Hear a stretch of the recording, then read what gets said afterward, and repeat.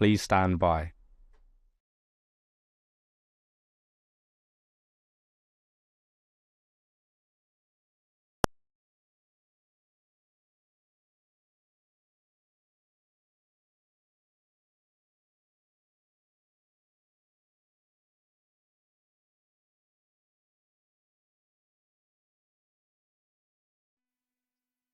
This is the broadcast from City Hall, the home of the Greater London Authority. Please stand by.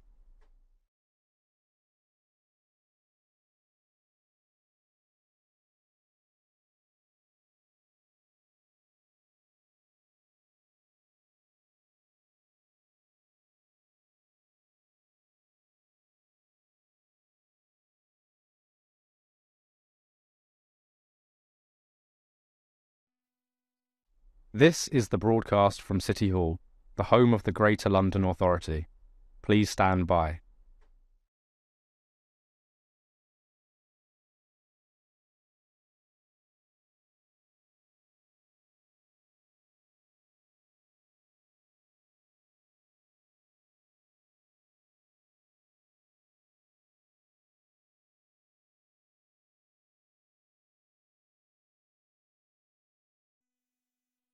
This is the broadcast from City Hall, the home of the Greater London Authority. Please stand by.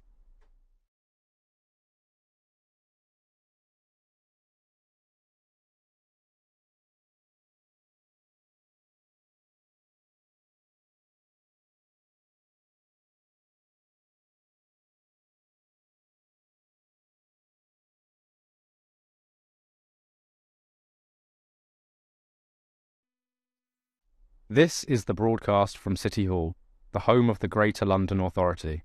Please stand by.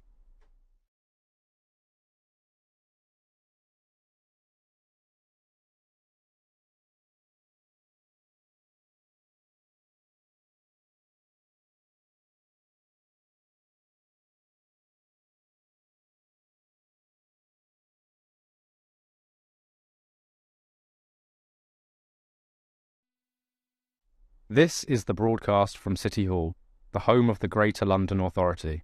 Please stand by.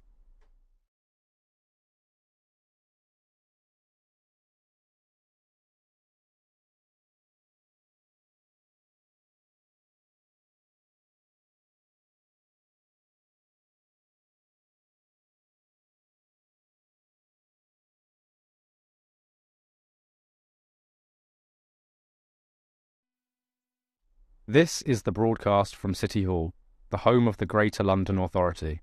Please stand by.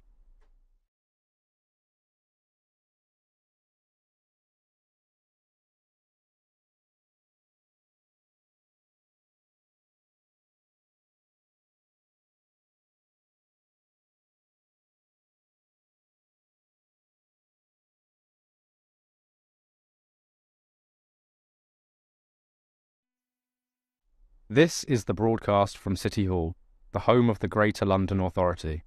Please stand by.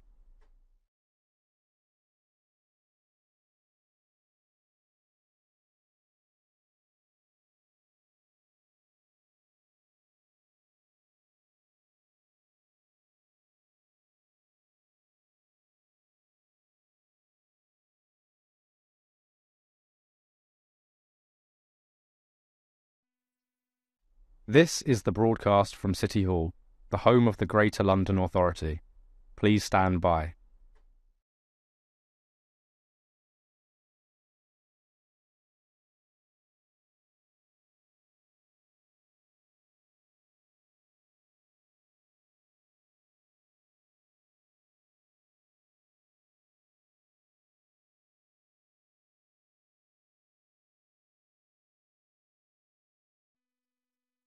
This is the broadcast from City Hall, the home of the Greater London Authority. Please stand by.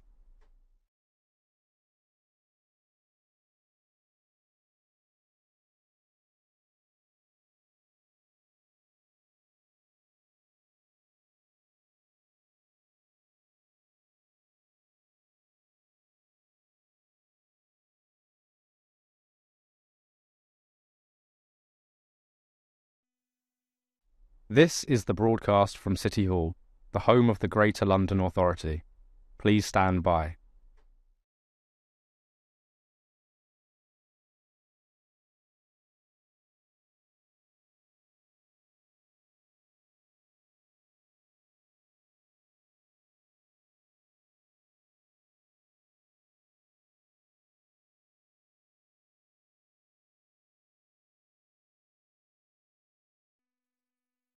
This is the broadcast from City Hall, the home of the Greater London Authority. Please stand by.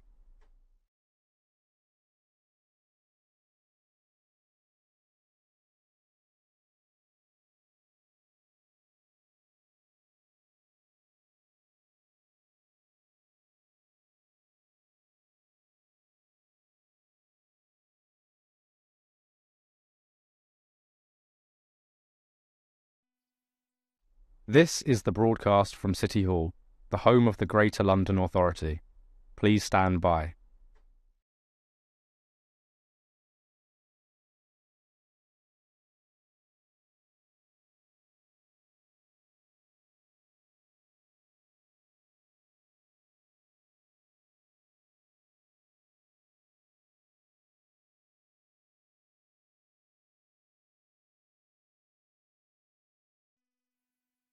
This is the broadcast from City Hall, the home of the Greater London Authority. Please stand by.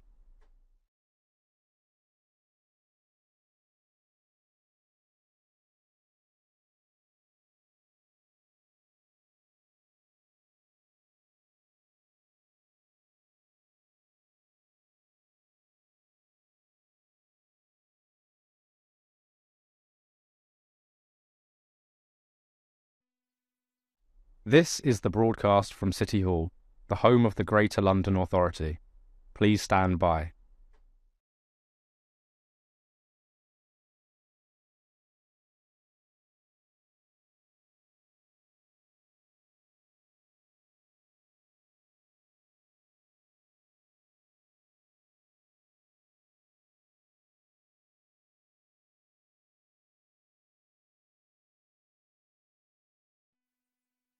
This is the broadcast from City Hall, the home of the Greater London Authority. Please stand by.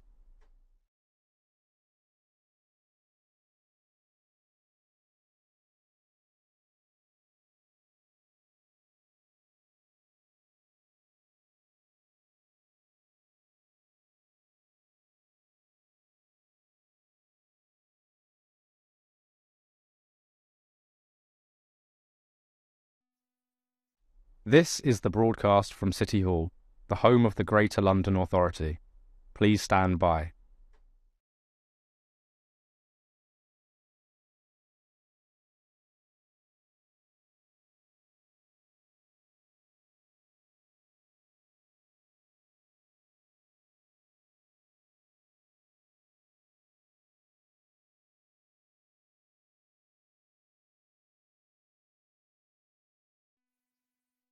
This is the broadcast from City Hall, the home of the Greater London Authority. Please stand by.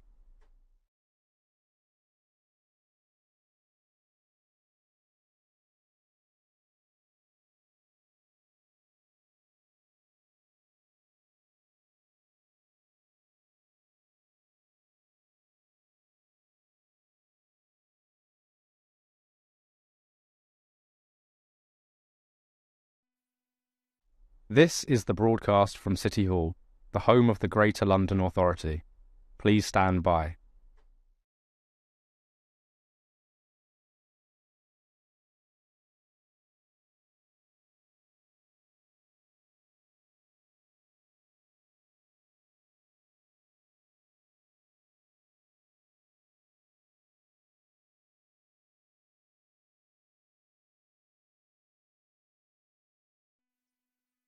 This is the broadcast from City Hall, the home of the Greater London Authority.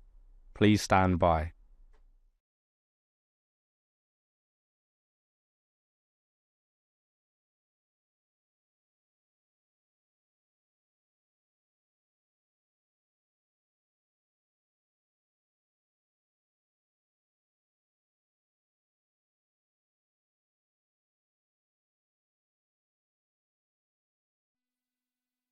This is the broadcast from City Hall, the home of the Greater London Authority. Please stand by.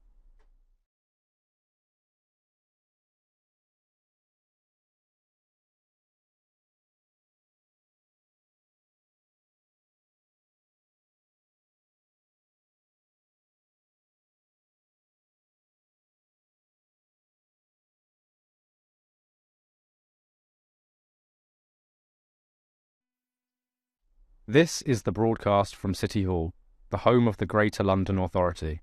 Please stand by.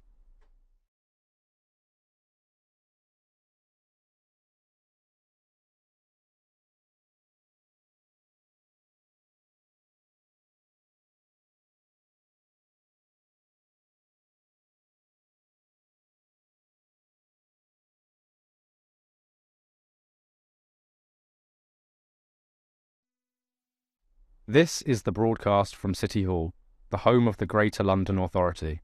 Please stand by.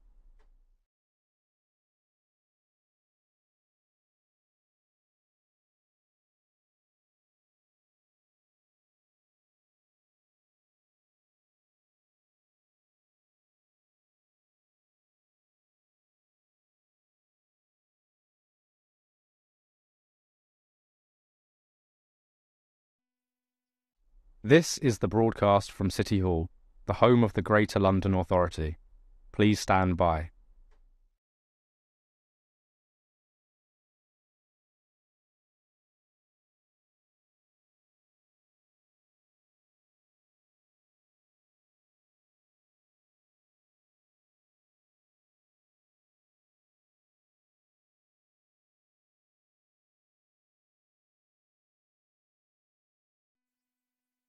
This is the broadcast from City Hall, the home of the Greater London Authority. Please stand by.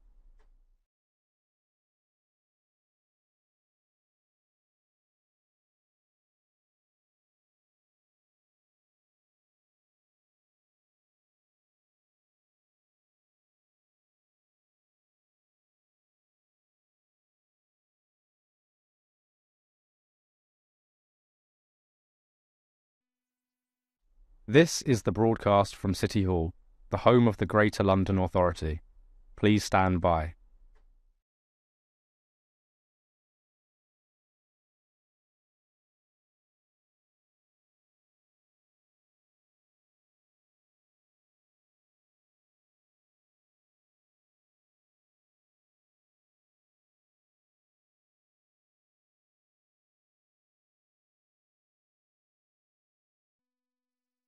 This is the broadcast from City Hall, the home of the Greater London Authority.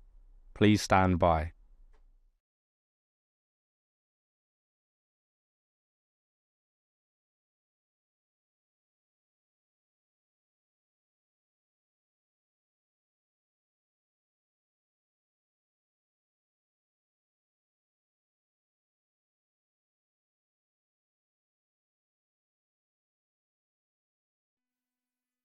This is the broadcast from City Hall, the home of the Greater London Authority. Please stand by.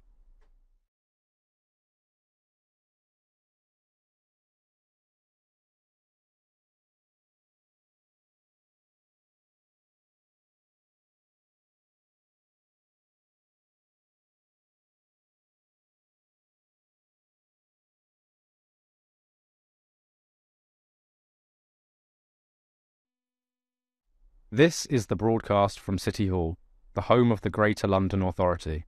Please stand by.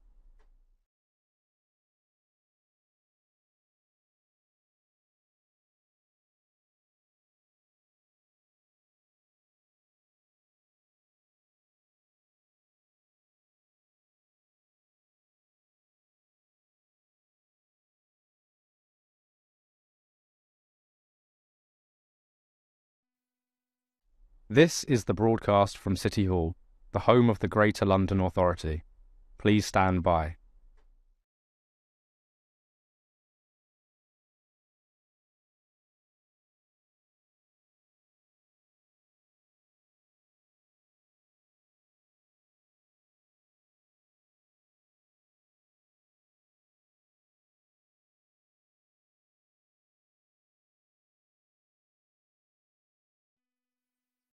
This is the broadcast from City Hall, the home of the Greater London Authority. Please stand by.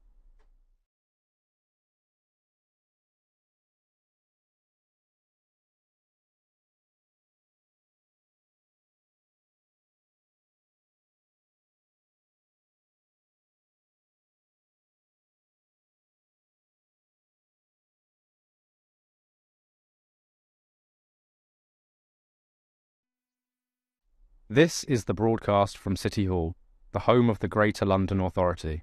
Please stand by.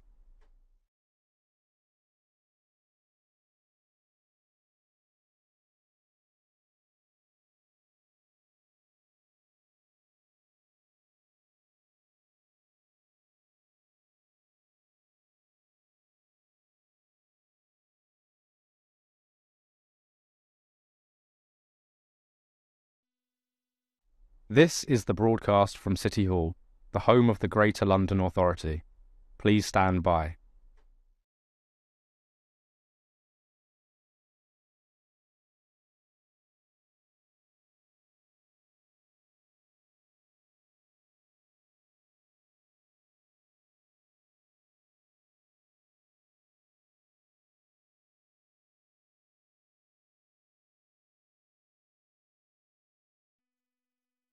This is the broadcast from City Hall, the home of the Greater London Authority.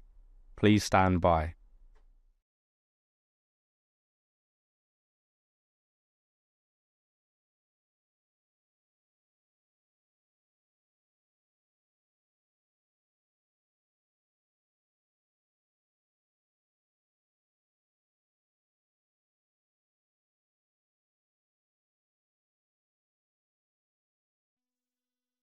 This is the broadcast from City Hall, the home of the Greater London Authority. Please stand by.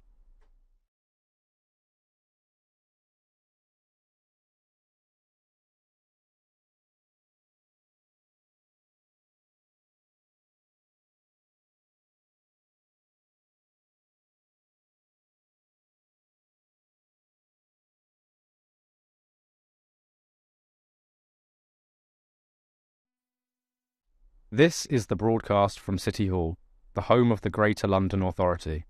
Please stand by.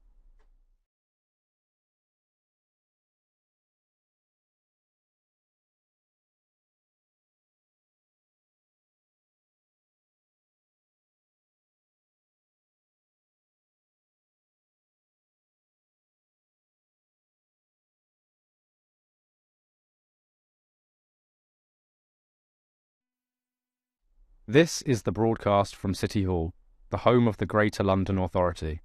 Please stand by.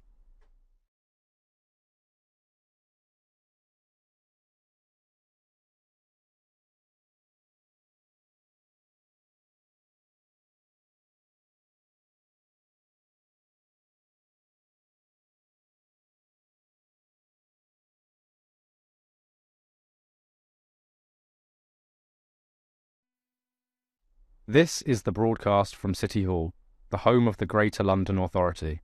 Please stand by.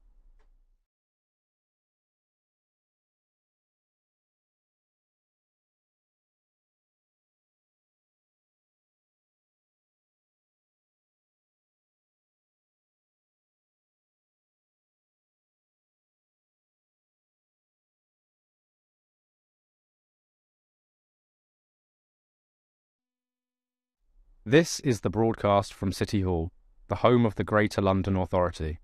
Please stand by.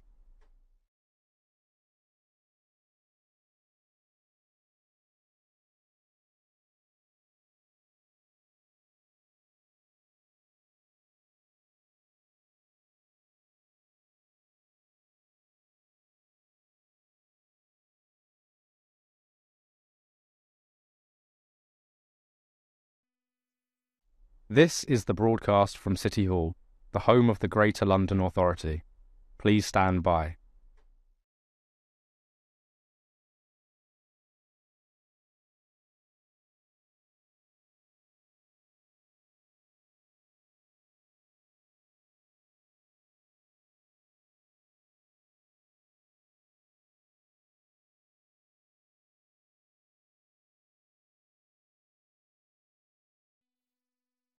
This is the broadcast from City Hall, the home of the Greater London Authority. Please stand by.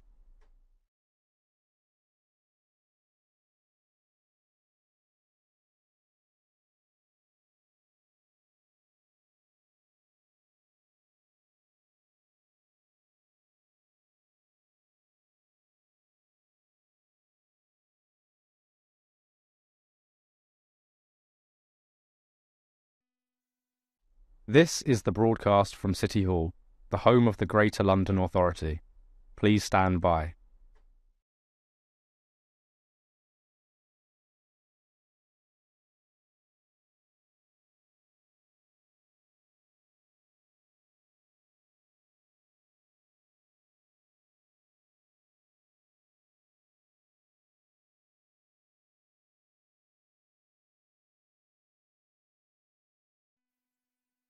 This is the broadcast from City Hall, the home of the Greater London Authority. Please stand by.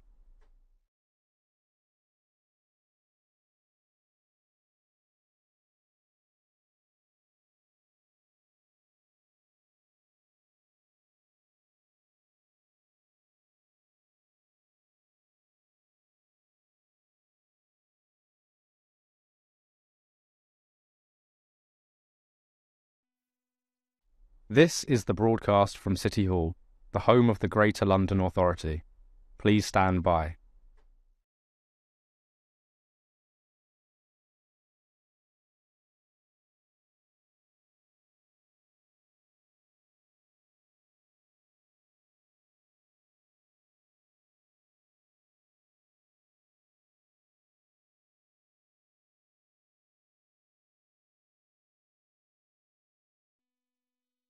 This is the broadcast from City Hall, the home of the Greater London Authority. Please stand by.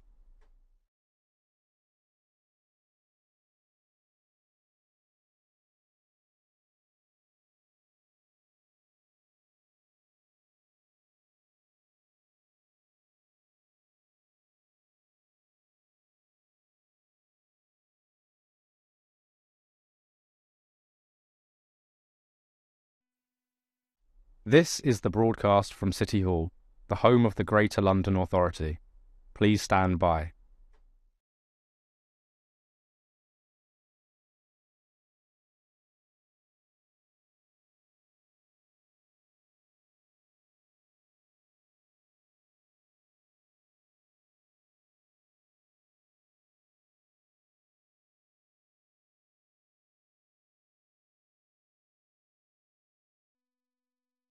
This is the broadcast from City Hall, the home of the Greater London Authority. Please stand by.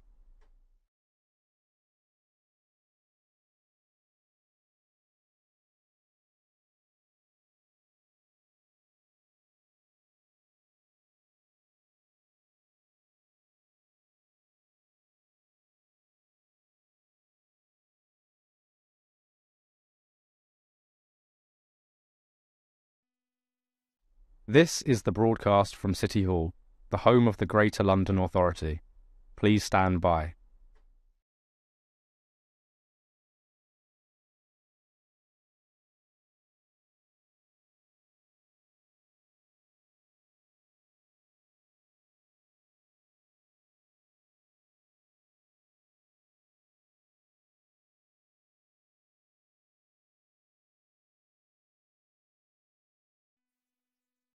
This is the broadcast from City Hall, the home of the Greater London Authority. Please stand by.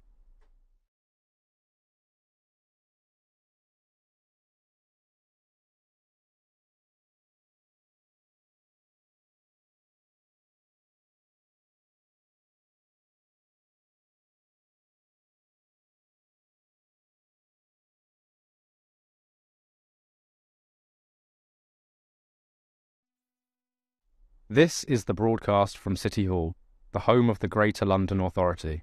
Please stand by.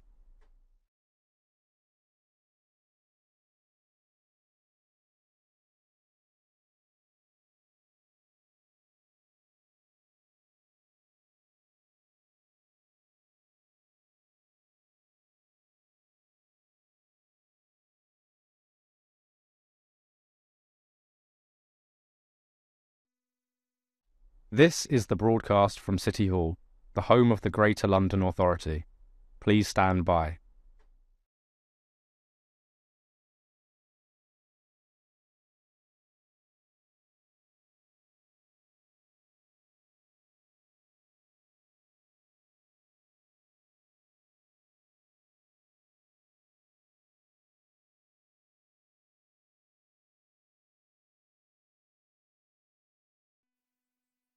This is the broadcast from City Hall, the home of the Greater London Authority. Please stand by.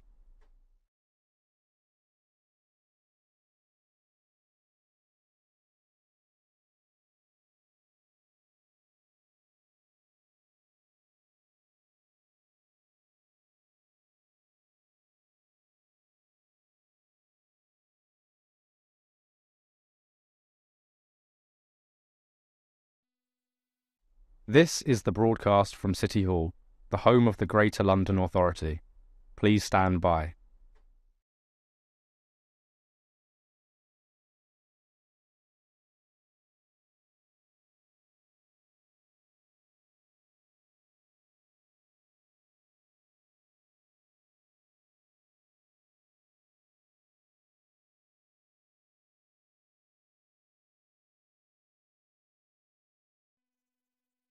This is the broadcast from City Hall, the home of the Greater London Authority. Please stand by.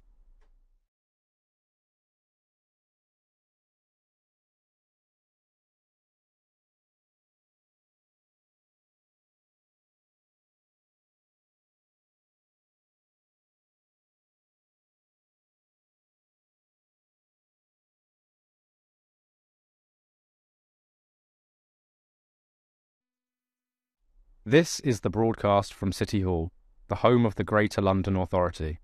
Please stand by.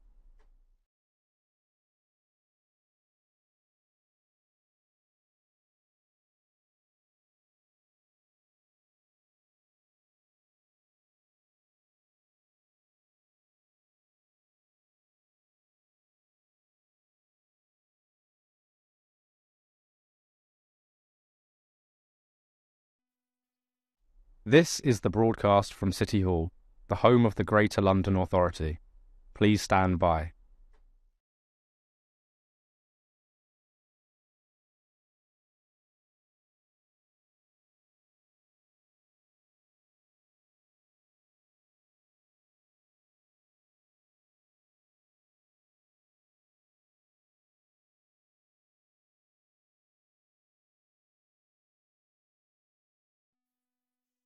This is the broadcast from City Hall, the home of the Greater London Authority. Please stand by.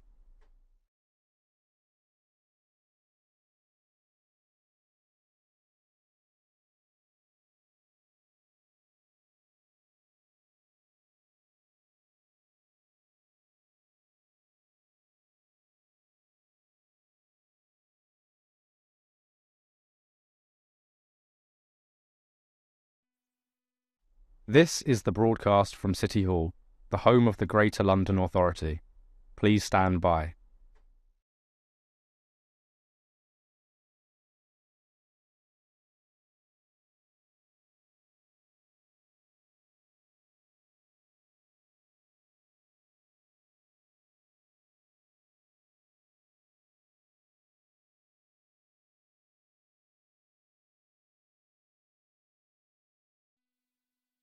This is the broadcast from City Hall, the home of the Greater London Authority. Please stand by.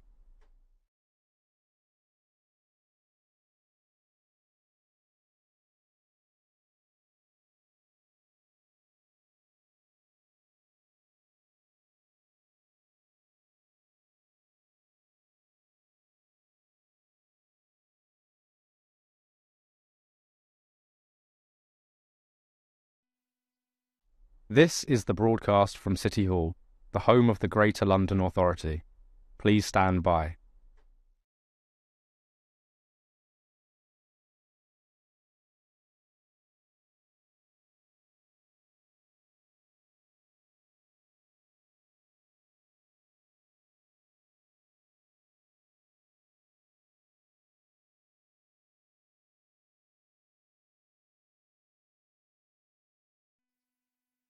This is the broadcast from City Hall, the home of the Greater London Authority. Please stand by.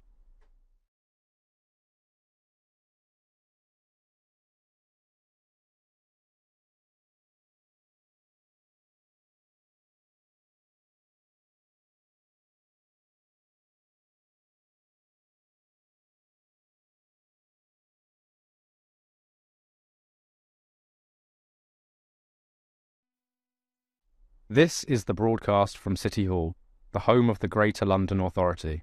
Please stand by.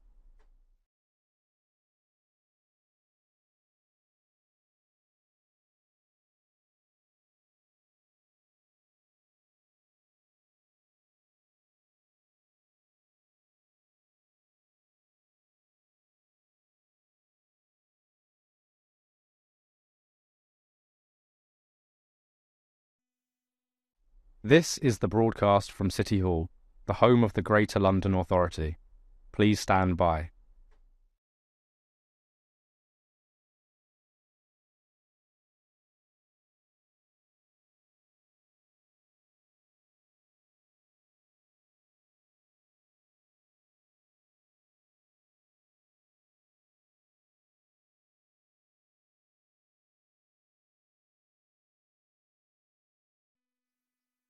This is the broadcast from City Hall, the home of the Greater London Authority.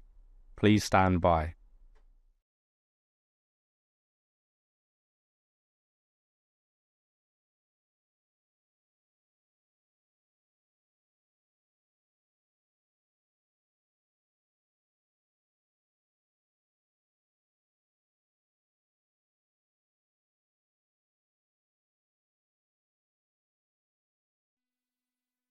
This is the broadcast from City Hall, the home of the Greater London Authority.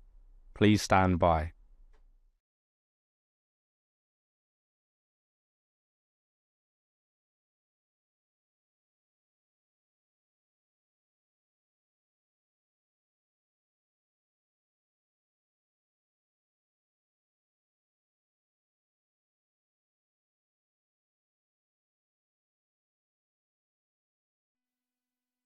This is the broadcast from City Hall, the home of the Greater London Authority.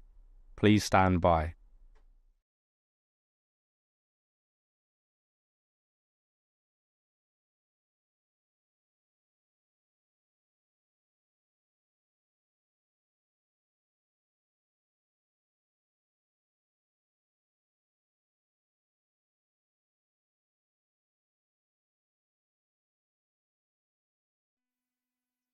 This is the broadcast from City Hall, the home of the Greater London Authority. Please stand by.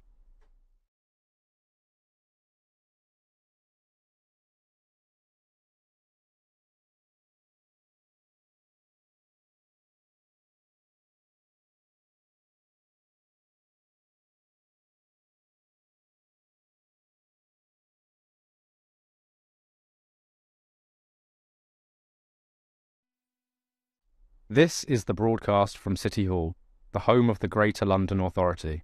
Please stand by.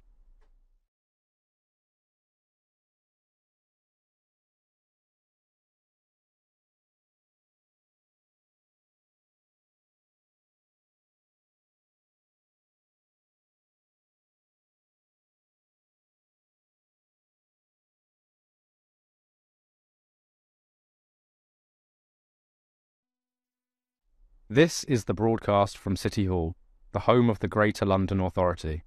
Please stand by.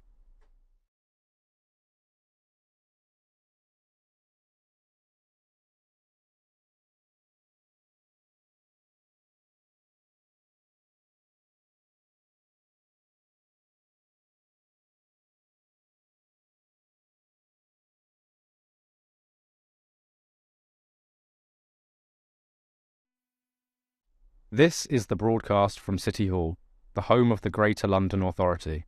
Please stand by.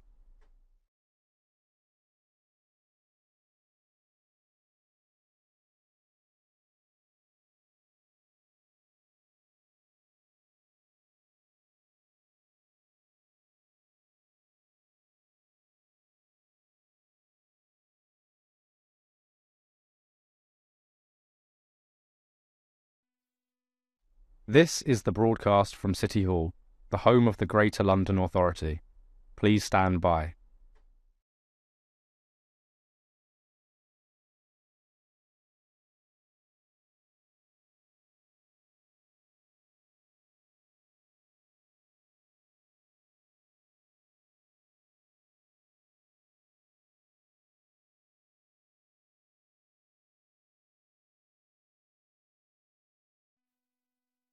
This is the broadcast from City Hall, the home of the Greater London Authority. Please stand by.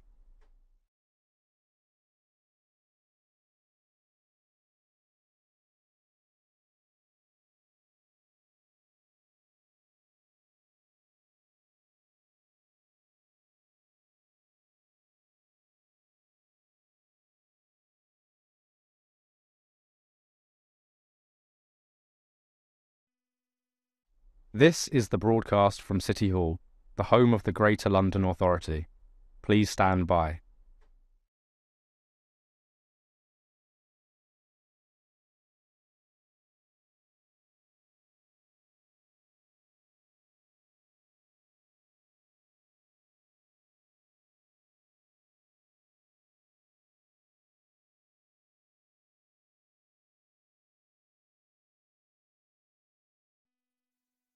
This is the broadcast from City Hall, the home of the Greater London Authority. Please stand by.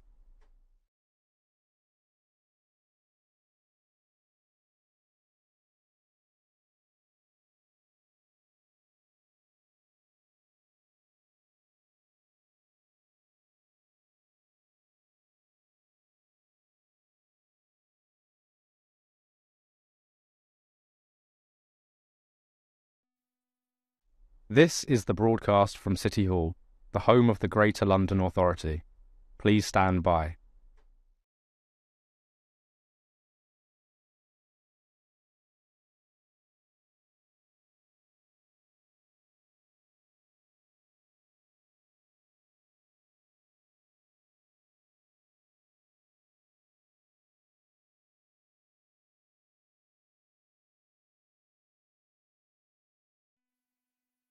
This is the broadcast from City Hall, the home of the Greater London Authority. Please stand by.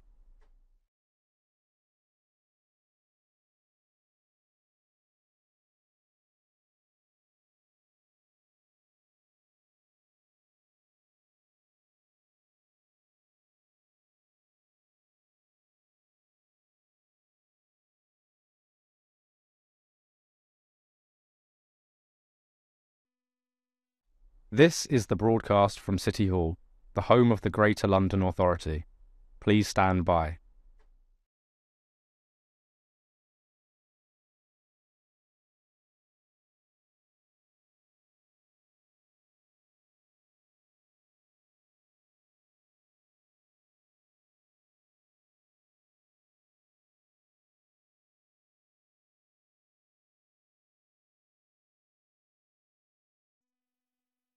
This is the broadcast from City Hall, the home of the Greater London Authority. Please stand by.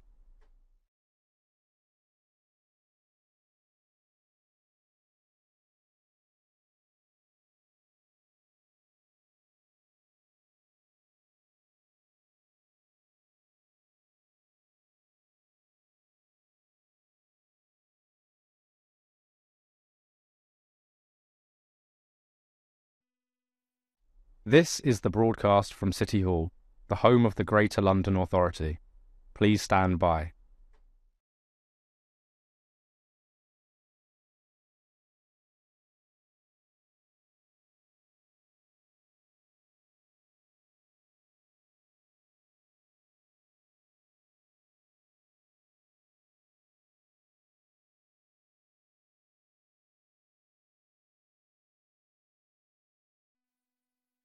This is the broadcast from City Hall, the home of the Greater London Authority. Please stand by.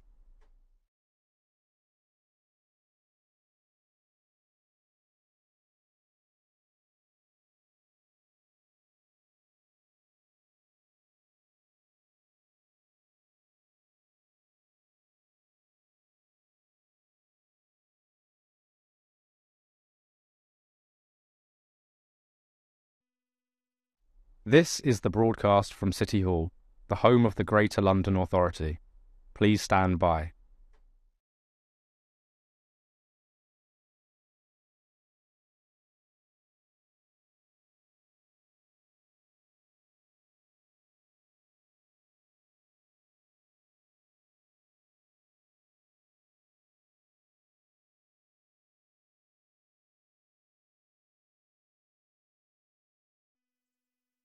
This is the broadcast from City Hall, the home of the Greater London Authority.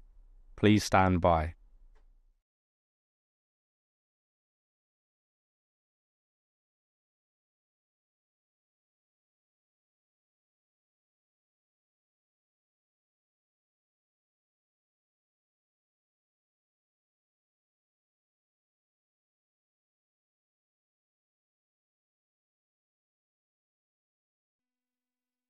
This is the broadcast from City Hall, the home of the Greater London Authority.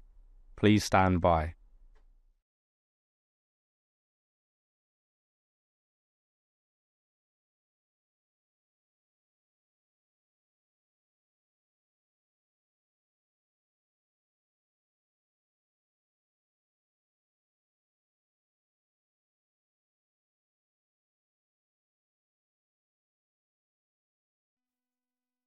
This is the broadcast from City Hall, the home of the Greater London Authority. Please stand by.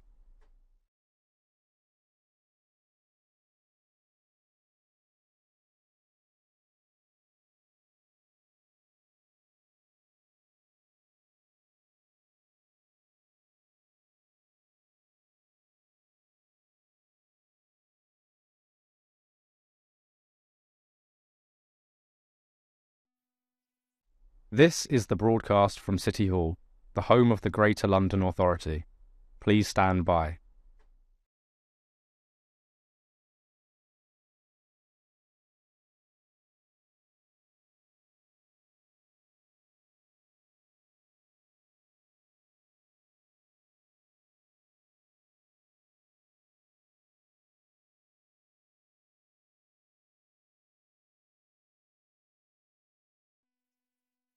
This is the broadcast from City Hall, the home of the Greater London Authority. Please stand by.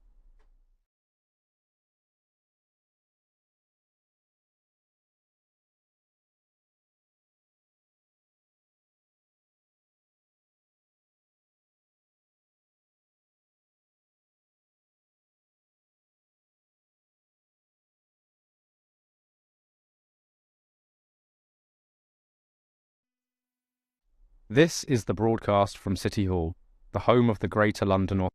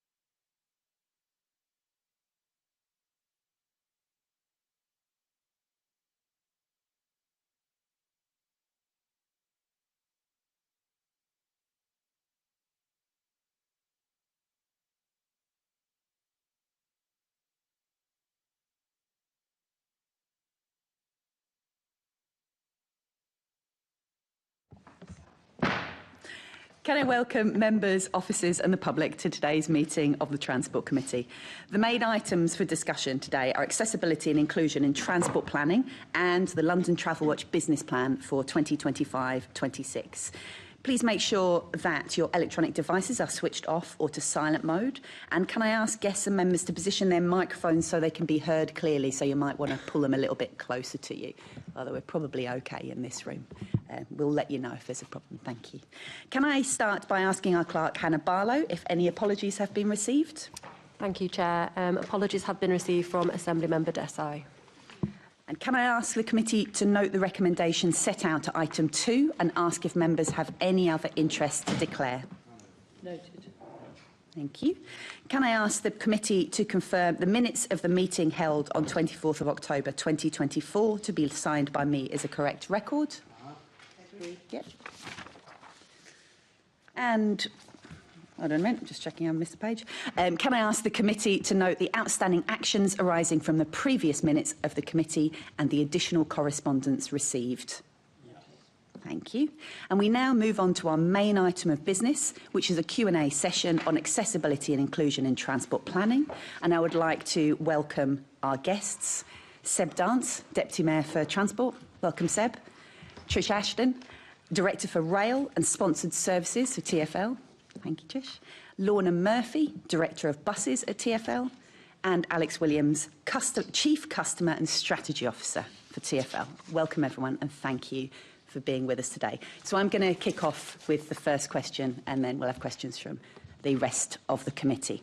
So first question is to all of you, to Seb and to TfL representatives, asking what progress has TfL made on the actions set out in Equity in Motion for 2024? Thank you very much. Thanks, Chair. It's good to be here. Thank you for this session, which is incredibly timely and important to highlight the work that TfL is doing, and I commend the committee on the work that you've done so far on delving into the issues to do with accessibility and the network. As you know, accessibility is one of the cornerstones of a public transport system. You can't have a public transport system if the public don't have access to it, and that's why one of the reasons, of course, why Equity in Motion is such a crucial document, a cornerstone of the work that TfL has been doing, and it really builds on the work that has been undertaken for many years and focuses particularly on 80 specific new actions that will be delivered over the next 6 years to ensure that as many Londoners as possible are able to access and benefit from the public transport network that we have, and of course to make sure that our transport network is welcoming and inclusive as well. The plan focuses on creating an equitable customer experience which protects and enhances the connectivity that the network provides, that keeps travel as affordable as possible and reduces the health inequalities that people face. The commitments in the plan are wide-reaching and they cover key areas for improvements around keeping customers safe, around providing more accessible travel, around understanding customers, about providing affordable travel, inclusive information, and connecting Londoners. As we know, we have an incredibly complex network that has evolved over many decades, hugely complex, the oldest underground system in the world, but with it the corresponding issues to do with legacy infrastructure. And while there are lots of things that obviously we could do, we do have constraints, financial, geographical, logistical, and of course that constrains what we're able to do. But we feel that this plan is an excellent way to progress to a position where we would want to be, focusing our efforts to improve access and inclusion on the network. I have a long list, which I won't go through all of them, on the progress that we have made, including 24 additional step-free tube stations, with a third of the tube network, and as I say, the oldest network in the world, now step-free. We are at 97% of Londoners now living within 400 metres of a bus stop. 40,000 Londoners with long-term disabilities or aged 85 and over now benefit from vital door-to-door transport service Dial-A-Ride.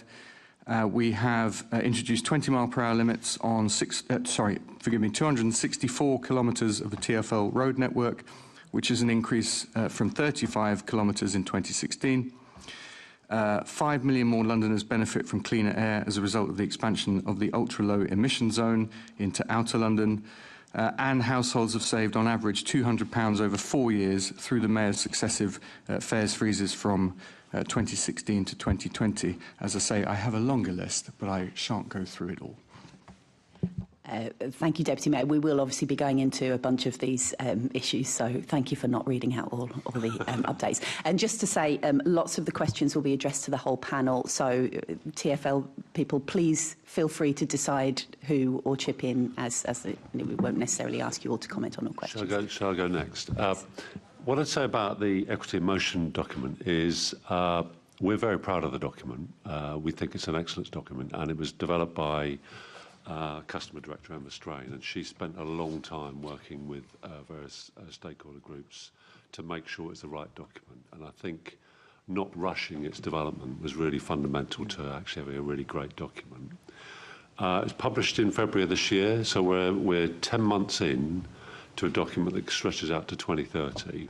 So we're not going to be able to do it all in the first year. It is a plan with kind of incremental improvements for how we make our network more inclusive. What I would say, though, is the publication is the kind of the end of the beginning, as it were, really. And what we are very committed to is tracking progress and all of the actions in it and being publicly accountable for that. So at the CSOP committee in October, we did the first 6-month report, 6-month monitoring report, rather, and we will do that every 6 months for the life of the plan. And that report goes through what we have done in the last 6 months, and I've got a list as well, which I could go through, but I won't go through a long list there. But also, I think what's important is the committee don't just say, oh, thank you very much, and go over. They probe us and say, actually, we'd like you to do more than that. So, as an example of that, we're doing a lot on step-free access. The chair said, actually, what are we doing about lift reliability and availability? And we will be bringing that back to the next committee to explain what we're doing on that space, really. So I think it's a great document. It's early days, but we're really committed to seeing it be delivered over the next 6 years. Thank you. Trish, Lorna, did you have anything to add at this stage? No, that's fine. We will definitely come back to you. I'm now passing to Assemblymember Garrett. Morning. So, Seb, how well does TfL understand, do you think, the barriers that deaf and disabled passengers face when journey planning, and what steps is TfL taking to reduce those barriers? So I think the understanding has developed over many, many years, and it's been a process that has involved a lot of collaboration with disability groups, understanding that barriers are not just physical, but there are barriers to people with neurological disabilities as well, and that development is evident really in the not just in the plan that we're discussing, but also in the approach that is taken by senior management. Certainly in the conversations that I've had with Alex, with Andy, and with everyone else on the increasing awareness of what needs to be done. I think we have to appreciate, obviously, that there's two kind of processes. There's the retroactive process, which is looking at the existing infrastructure, making sure that we do what we can when we can with what we have. And there's obviously the planning aspect to ensure that new development it does not compound existing barriers or indeed, of course, create new ones. And that's where principles such as co-design has become increasingly part of what TfL's doing. And of course, I'm not going to sit here and say that everything is perfect, that everybody understands absolutely every aspect of the barriers that people face. Of course not. But the level of progression and the development and mainstreaming of reducing barriers as part and parcel of every single part of planning has been very notable.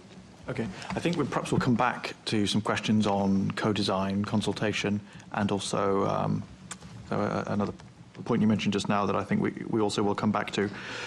Question I'd like to ask about is lifts. This came up again and again. Firstly, the number of them and their availability across the network, which I know you're aware of.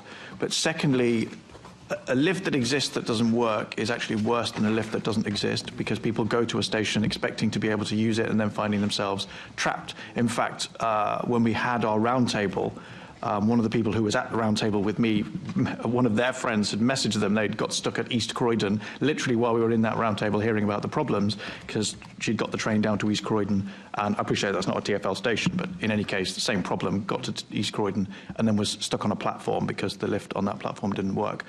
So what are you doing to improve the maintenance and reliability of lifts? And perhaps in parallel, is it possible that the TfL Go app or the TfL Open Data could actually have live data about where lifts aren't working, so at the very least people aren't making a wasted journey, and sometimes a humiliating wasted journey where they get to a station and then have to reverse back up the network effectively? Absolutely. I'll pass to colleagues, if I may, on what is happening with the information sharing. But you're absolutely right, and actually you highlight a really important point with regards to East Croydon, which is that actually having that joined up data with stations that aren't TfL owned as well is an important part of the picture. But I think, Alex, we've got some plans on lift status updates in TfL Go. Yeah, that is right, and I do understand the issue that you raised there, because certainly from one of the lessons from my own disability training, going around the network and seeing that the journeys were much longer, much more complicated. Certainly the signage, I struggled to understand our own signage sometimes, so I got that it was needed to be improved.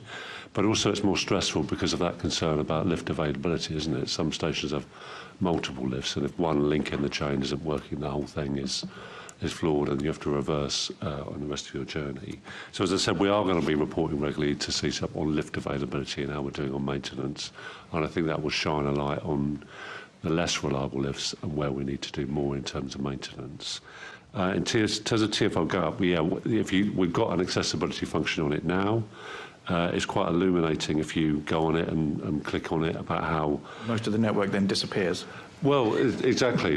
Or good chunks of it disappear, don't they? If you think about the DLR, it's all there, isn't it? Really, but large swathes on the Northern Line at the southern and northern end just disappear, as you say, and that shines a light on where we need to improve and increase the amount of step-free stations. But in terms of when we get the live information, I don't know when that is, but I'll come back to you as to when we will increase the functionality on TfL Go. I think that should be a priority. That was a point that was made to us quite forcefully by people who found themselves embarrassed, really, perhaps more than embarrassed by that problem. There is definitely a plan to build and expand on TfL Go, because I think we've just hit our 1 million monthly users threshold, so it's doing really well, and we're going to build on it with putting payments on there.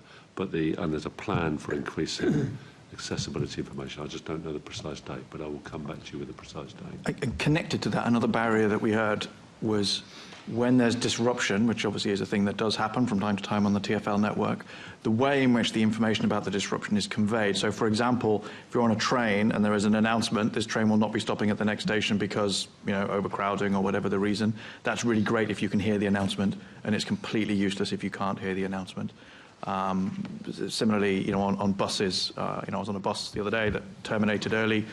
I could hear the announcement that it was terminating early. Obviously, a deaf person wouldn't be able to hear that. So how do you, and equally we heard from somebody, a blind person who found themselves having to get off at an unfamiliar station and then was not really had a hard time trying to navigate that station. And again, this is all part of the sort of journey planning effect in that, to all of us, a disruption to our planned journey is a nuisance, but what we heard time and again was that it's more than a nuisance if either the network is partly inaccessible or you have a disability that makes it harder to access that live information. So Live information on lines is available on TfL Go. So when it's a long-standing one, so I'm looking at the app now to say, there was a problem on the Piccadilly. Yeah, there is a problem on the Piccadilly line at the moment, and it tells me what's going on in that line in terms of the problem. Minor delays, serious delays, that kind of thing. The real-time information you're talking about there. when you're actually in the middle of it, it's happening right now around. And I think that's more complex because it's more immediate, and making sure it's on the app is more of a challenge. But certainly we want to get the aspiration is to get as much real-time information out there on TfL Go. And I think what adds weight to that ambition is the expansion of 4 and 5G on the underground network. So we've got around a third of the stations there now, and we will get up to 100%. But that means customers will want that information in real time, and I think we need to be in a position to respond to that, really, so we can say what's happening further ahead, but also how to avoid it, really. So that is certainly in the TfL Go plan. Easy to say, much harder technically to deliver. But that's what we're working on. So in terms of, obviously that's a sort of one layer removed in the sense that you're publishing that data live or as live as you can through the API and through the TfL app. So if you're looking at your phone, which obviously some people on the train are doing, then they would pick that up. But obviously the primary source of information when you're on a vehicle should be within the vehicle. So what thought do you give to making sure that, if there's an unplanned change to a service, not stopping at a station or something like that, a bus being curtailed, making sure that people who can't see or who can't hear an announcement still are able to pick that up? Well, you go. Just to add, obviously the rollout of 4G and 5G is a crucial part of this, but the driver is obviously going to be the source of a lot of information, and you're absolutely right. Of course, we all have. Not just in London, but wherever we are, experienced at times disruption to our journey, and that information is very, very important to reassuring us. The older public address systems on some of the older rolling stock is obviously the technology that was available at the time. There's a certain amount of retrofitting that can improve that, and certainly on the Central Line Improvement Programme, I was welcomed onto a new train. It said, "Welcome, Deputy Mayor Seb Dance." You won't get that announcement, but I can tell you that the clarity was superb. Okay, we weren't in a tunnel, we weren't moving, but you could tell instantly that the sound quality was much, much better than older systems, and of course it had a visual display as well. With the new rolling stock on the Piccadilly line, that will be similarly upgraded so that the soundproofing from the tunnels, but also, and of course, won't be open windows in the same way that you have in existing tube stock, because it's air conditioned. So the soundproofing within the carriage, but also the quality of the address system as well, is improving. Of course, this is all an essential consequence of investment and capital funding in the network. I appreciate you want to tell me about your new rolling stock upgrade. I don't mind you doing that. But my question wasn't about the kind of 2 tin cans and a string quality of the audio. I think as long as people can hear the audio. My point is, if you can't hear at all, it being very clear doesn't help you. And equally, if you can't see a sign, then it being very clear and at high level doesn't help you. So my question is about, and also I have, as my colleague just pointed out to me, I have repeatedly used the word bus, and you're talking about tube, and perhaps for obvious reasons, my constituents in Croydon and Sutton don't use the tube as often as people elsewhere in London. No. So what I'm perhaps being unclear about is dual channels of information, so that if you can't see, there's something you can hear, and if you can't hear, there's something you can see. Yeah, so if I cover trains, and then Lorna may want to come in on buses as well. So as Seb and Alex have outlined, we are slightly constrained in terms of the technology. So the dot matrix indicators on the trains, particularly the older fleets, are really limited in terms of what they can and can't say. And so in terms of real time, some of them you can say this train will not stop at the next station, but that's not the case for all of the fleets. So I think in those cases, actually, TfL Go and the 4G and 5G is the best short-term solution we have, because the investment needed to change the dot matrix indicators would be significant. But absolutely, in terms of staff training, making sure our drivers are aware of the importance of that information to customers and making those announcements, we've come a long way in the last sort of 5 to 10 years or so, and we're much better at getting that information out. Obviously, there's always room for improvement and making sure it's consistent, because everybody needs to have access to that information in those disruptions. But at the moment, on train, the audio announcements in real time are the best that we can hope for, and then it's augmenting that information with the 4G, 5G over TfL Go. And I realise it's a long way off, but when, in the glorious future that is probably 20 years away, we have a whole new DLR fleet, new Central Line fleet, new Northern Line fleet, new Bakerloo Line fleet, that will all be set up as a basic spec that it will include sort of dual information in the way I've described, audio and visual. Again, the dot matrix indicators on the train. No, I know the current trains have that, but when you buy hundreds of new trains, are you making sure that they can do this so that eventually, when we have all those new trains, you can sit there and go, yes, we're doing this now and it's great. So they have better capability than today, but in some cases there's still a constraint in terms of how much text you can get through in a readable fashion in the time that you're travelling. So it's making sure that we work within those constraints and look at alternative solutions. Is it possible that we can add that to the spec for those trains that we haven't even ordered yet? It's certainly something that we will take into consideration when we're ordering trains, but obviously the DLR and Piccadilly line fleet are already well past that. But you know, Northern...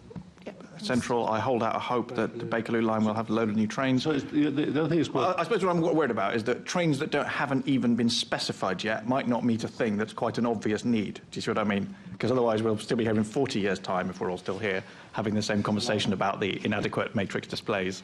The one thing I'd add to the answer, Neil, is the role of IDAG in this space, really. And I think what's happened over the last 18 years of the evolution of IDAG is we are getting them involved earlier on.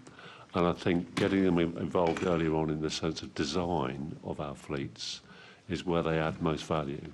So I think I think we did on the DLR. I think we did involve the IDAG in the design and testing of the DLR. We do buses as well. But I think I just need to double check what we've done in terms of their involvement in rolling stock. I don't want to drag this out, but you've given me a process answer, and I'm really asking for an outcome question. Is the outcome of all of these conversations that you have got a very clear picture in your mind?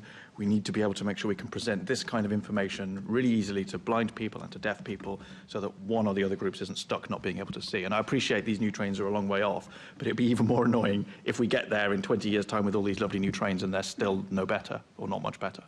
So I don't want to drag this out further, but an assurance that that's definitely in the spec and will definitely, when eventually those new trains arrive, they can do that, I think would be very welcome. Sorry, Lorna, you were going to tell us about buses. I was, yeah, thank you. So on board all of our buses, we have an on-board next bus stopping sign, OBNSS, which does visual and audio announcements. So if there is a curtailment, there will be an announcement that says the destination of this bus has changed, but it will also flash up on the screen. So you can see it or you can hear it, or both, depending on what you need. But the driver is obviously also very accessible for everybody on a bus, and they are all trained in disability and accessibility requirements, and so they'd be very happy to help if there was ever an instance where somebody needed further assistance or information like that. But I think the bus network is in quite a good place with the onboard. So buses have got there before trains in. So buses, all the buses on the fleet, the old ones as well as the new ones. All of the buses have that sign, every single one. And the newer buses then also have further signs, which actually have maps. So then you can sort of visually see what a curtailment might look like, because you'll see that the bus isn't going to Croydon anymore. It's going to stop at, I don't know, Thornton Heath or somewhere like that. That's where they normally curtail the Croydon buses, in my experience. OK, that's great. Thank you very much, Chair. Thanks, Assemblymember Garrett. Briefly, no, you're fine? Yeah. Assemblymember Russell. Thank you. And yes, so still on journey planning, but looking specifically at equity in motion. And I, first of all, just want to say how brilliant it is to see that equity in motion has kind of baked in the idea of the availability of toilets within a definition of accessibility. And that is incredibly welcome to see at a policy level.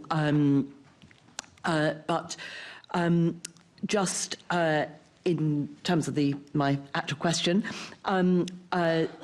so Equity in Motion says that that assistance with route planning is the most common form of passenger assistance that's needed and sets actions related to improving customer experience.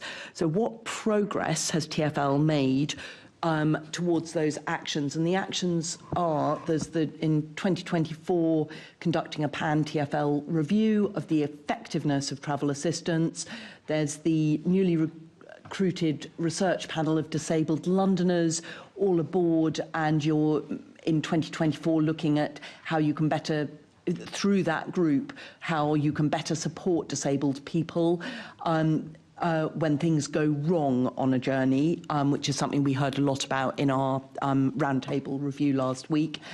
Also, you have, by 2025, review your complaints processes and develop more accessible ways to register a complaint when things go wrong. And by 2026, 80% of all our employees and operational colleagues in frontline roles to have completed disability equality training. So I think we've heard that some of the staff training can be a bit patchy when it comes particularly to the staff who are not direct TfL employed staff. So those are the 4 areas that I'd like some comments on from whoever is most appropriate for each one. All of the bus operators are obviously external to TfL, and we work with them to deliver training for the drivers and also other support staff. And our current training for equality, disability and diversity and inclusion was developed in partnership with a company called Equality Works. So we accept that we're not the experts on everything, so we have used the right people to help develop the training and then worked with stakeholder groups to make sure it is at the right level and covering all the various topics. So this year now we have trained over 6,000 drivers on that course of 25,000. And we also have a partner programme for it for people that support the driver, so supervisors, managers, radio room controllers, etc. And they are also completing that training so that everybody who has a touch point with the driver is fully EDI trained effectively. So we are well on track to deliver that part of Equity in Motion with external partners, i.e. the bus operators. And is that's presumably now forever an ongoing process because people need their training topped up, refreshed, and also you'll have new people coming in. Yes. What about when things go wrong and a driver kind of, there's something goes wrong for a passenger? Do you have processes for picking up on incidents that get reported and linking that into refreshed training? Absolutely. So one of the key things we're trying to do is make sure we have that cycle of learning from all sorts of incidents. So new drivers also receive this training. It is part of ongoing training now for everybody. And if there are specific things, we will make sure that they are fed in either through that training or through ongoing comms and engagement training that we will do. So we might find, for example, something comes up that actually hasn't been covered by training, in which case it'll be fed back in, or actually it's something that just needs a reminder to people, and we will cover it that way. But we make sure that loop is always closed. Excellent, thank you. Trish? Yeah, can I just hop in on the rail elements of training as well? So for London Underground staff, so our directly employed, there's equality training during their initial training, and there's a half-day disability equality training session, which is on a 2-yearly cycle. We prioritise staff across key stations where we know that there are particular needs in terms of who goes first on those modules. And we also have 3 E-Zone courses that kind of back that up in the meantime while people are waiting to go. So it's on a rolling 2-yearly cycle, to your point about needing refresher training. The same is true of all of our contracted rail operations, and similar to Lorna's point, they've worked with local stakeholder groups. So for trams, for example, they've worked with Disability Croydon to pull together their training to make sure that they're pulling in issues that are relevant to their local stakeholders. And again, they're all refreshed on that 2-yearly cycle. And there's additional training for leaders to make sure that they're having the appropriate conversations. And similarly, post-incident, we'll do a thorough review. It may be that it's identified that those individuals need additional training, or as Lorna said, if it highlights an issue that isn't actually covered in any of our training modules, we'll actually revisit those modules and make sure that they are appropriate and cover all the issues that we see coming up. Thank you. Alex, did you want to come in? I would refer you to the CSEP report we did in October, really, because that categorised everything that we were doing this year into measures we had delivered, including that Careless concession, Paddington, step-free, mini ramps, priority seating, areas which are in progress this calendar year, but also upcoming actions for the end of the financial year. So I didn't catch all of the ones you mentioned at the start, but they will be all referenced in that report. And so we are stating where we're on track, where we're behind, and what we're doing in the remainder of the financial year. So that's the whole purpose of the CSOP reports, really. So we can get that to you after this, if that would help. That sounds great. So I suppose yes. The other there's so yes, everyone's completed the training. Assembly Member Russell, just want to point out that we've got some questions coming up on some of those specific issues. Okay. In which case, I will ask, do you think these actions are sufficient to ensure that deaf and disabled people have the information that they need in order to plan their journeys?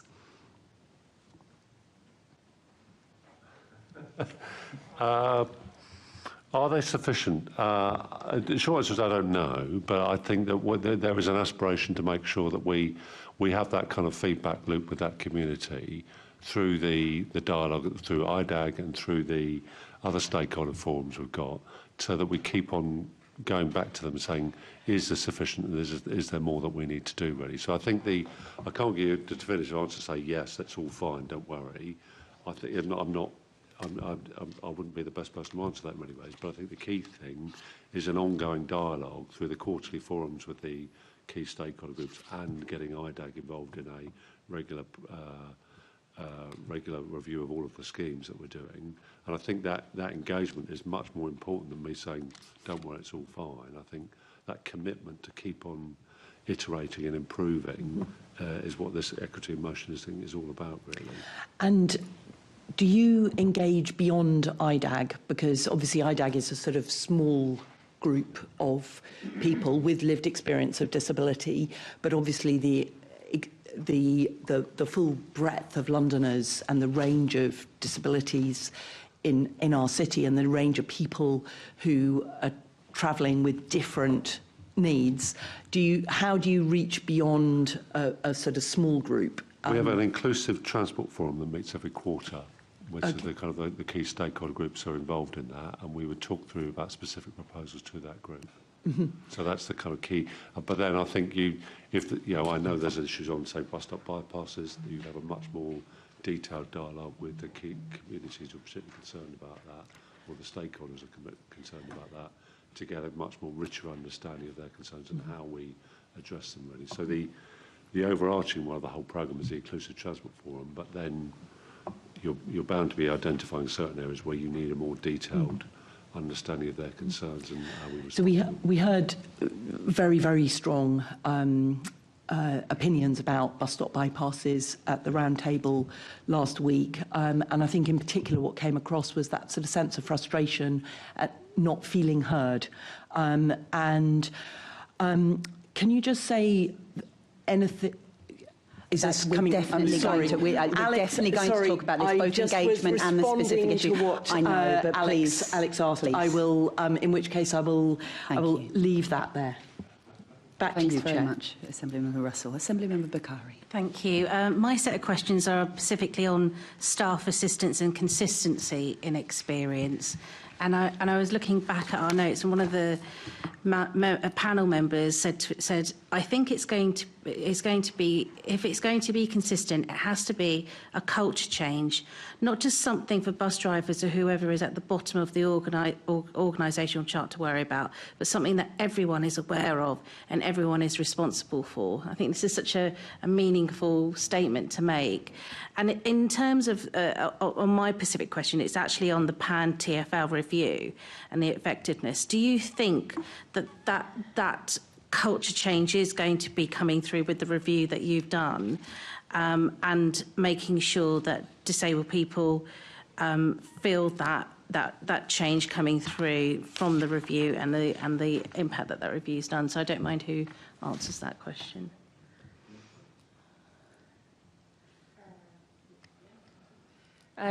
So I think just on that training that I mentioned earlier, I did the course in the summer and I found it really impactful.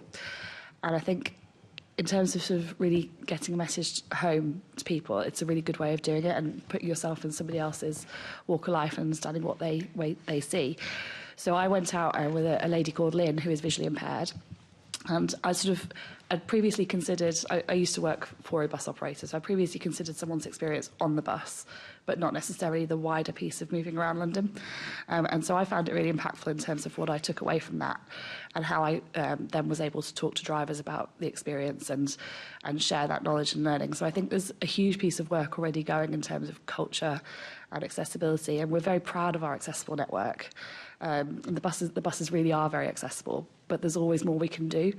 And I think that we're sort of, we're it sounds a bit cliche, but I was going to say we're on that journey of getting there really at the moment. And I think the driver is the most important part of this for us on the bus side of things, because they are the people out there that we'll be interacting with, the customers and things like that. So we need to make sure that they really understand the role that they do and how important they are in that. And I think there's a huge swell of work in terms of making sure that's the case. We've talked a lot about the need for that co-production type approach.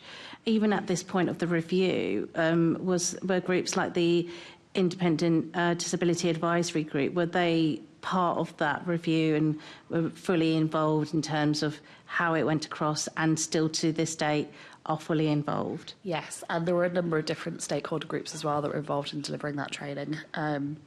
I don't know the exact number, but there were quite a number that were involved, and changes were made as a result of that engagement to make changes to the course, etc. So that is really important for us.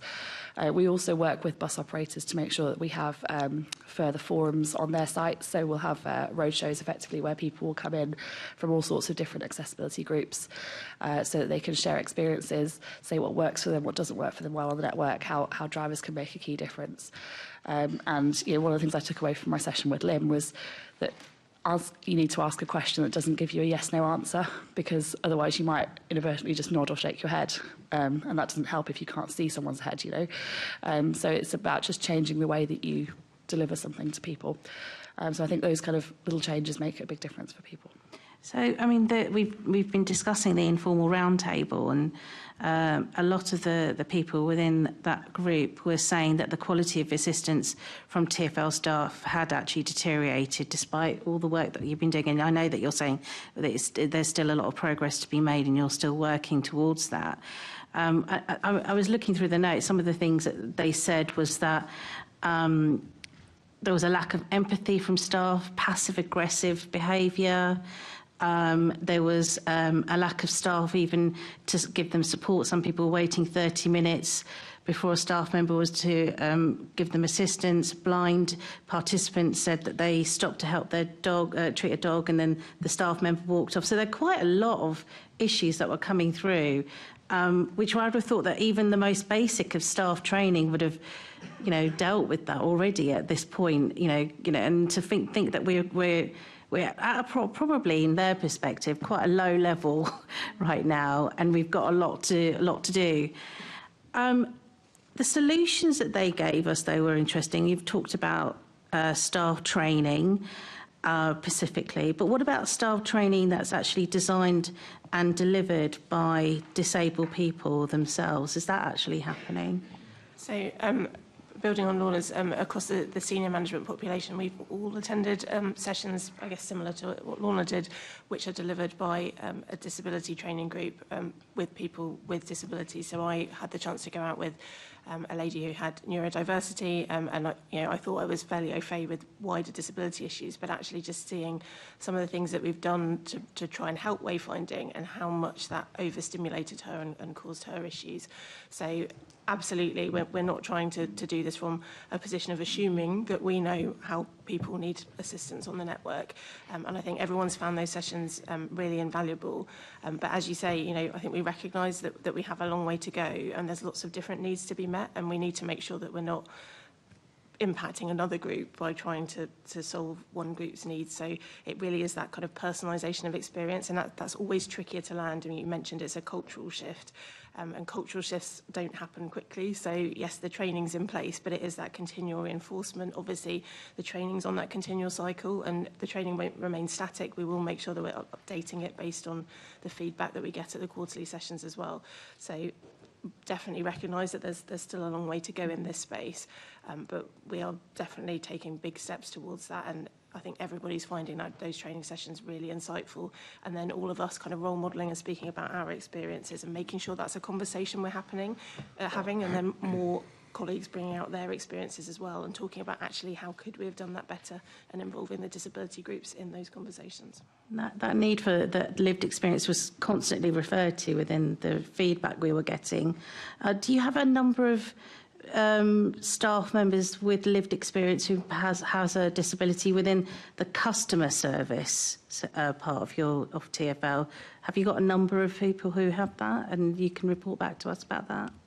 Yeah, absolutely. And we've got a disability colleague network group that we also use and have conversations with and seek their feedback out. But obviously, getting broader experience is super useful as well. So you can tell us the number of people with lived experience with disabilities who are employed by TfL at the customer base, who work with customers. Yeah, absolutely. So we ask all of our colleagues to declare that data, but there is some underreporting, lots of issues behind that, why people may choose not to fully declare their disability status, but absolutely that's something we spent a long time talking to our colleagues about and explaining why we would like that information and that it's not going to be used in any way that's detrimental to them, which I think is what's behind some of those under-declaration rates. So again, those are steps we're taking. So we have numbers now. We don't believe they're fully representative of the number of colleagues that we have in that situation, but we're taking steps to make sure that data is... My last question is to you, Seb.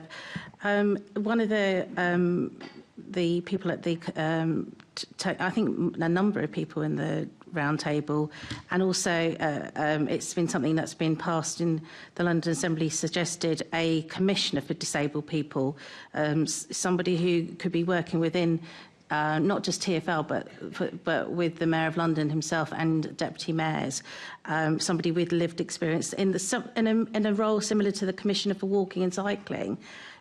If that was to happen, do you think that is something that you could work with? How would it work effectively in your role? Do you think that's something that we could be doing going forward? It's certainly a suggestion that is welcome, and obviously I can't commit to changing the structure and so on of the GLA. That's above my pay grade. But in terms of having a focus and a voice, I'm confident that the work that TfL are doing addresses the need to mainstream and ensure that accessibility is part and parcel of everything that TfL is doing. But on the specific question of a disability commission, I'll certainly have those discussions with colleagues and discuss the merits. One thing I would say, and Alex earlier answered, I don't know, when asked about whether or not the experience was good enough, and I think that's the right answer. It's not often the right answer, but the only people, obviously, who can tell us whether or not they're having a good experience are the customers, and it's why we have a number of surveys that measure opinion as well, and on those metrics, the gap, the percentage gap between disabled and non-disabled customers who agree with the statement that TfL cares about them is reducing. Now, I appreciate that on many levels these things can be subjective, but in terms of measuring progress, it is important to take into account wider surveys as well, to look at the way in which TfL is regarded as an organisation that cares about them. Again, the figures are positive, showing that 2/3 of Londoners agree with the statement that TfL acts in their interests.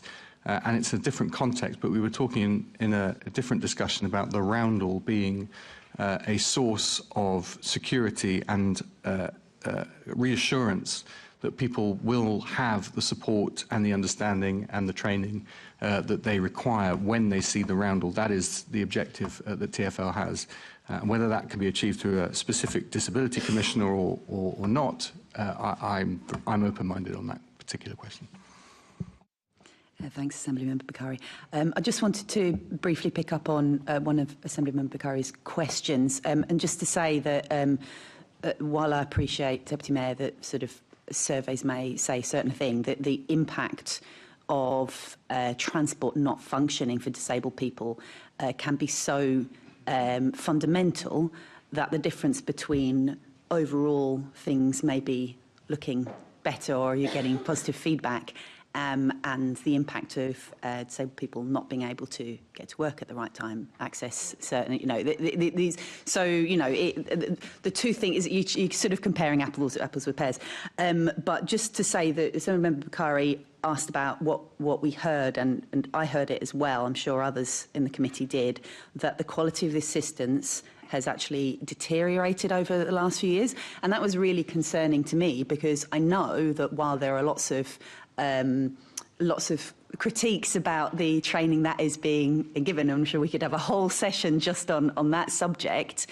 It seems that even though TfL are taking steps to do the right thing on training, that isn't necessarily going, you know, is the solution solving the problem, or is there something else going on? Because let's face it, no one goes to work not wanting to give a good service. You know, we have really hard-working staff. They want to serve the public. That's what they're there for. So obviously something's wrong. I didn't sort of was a bit concerned not to hear more concern about that being raised.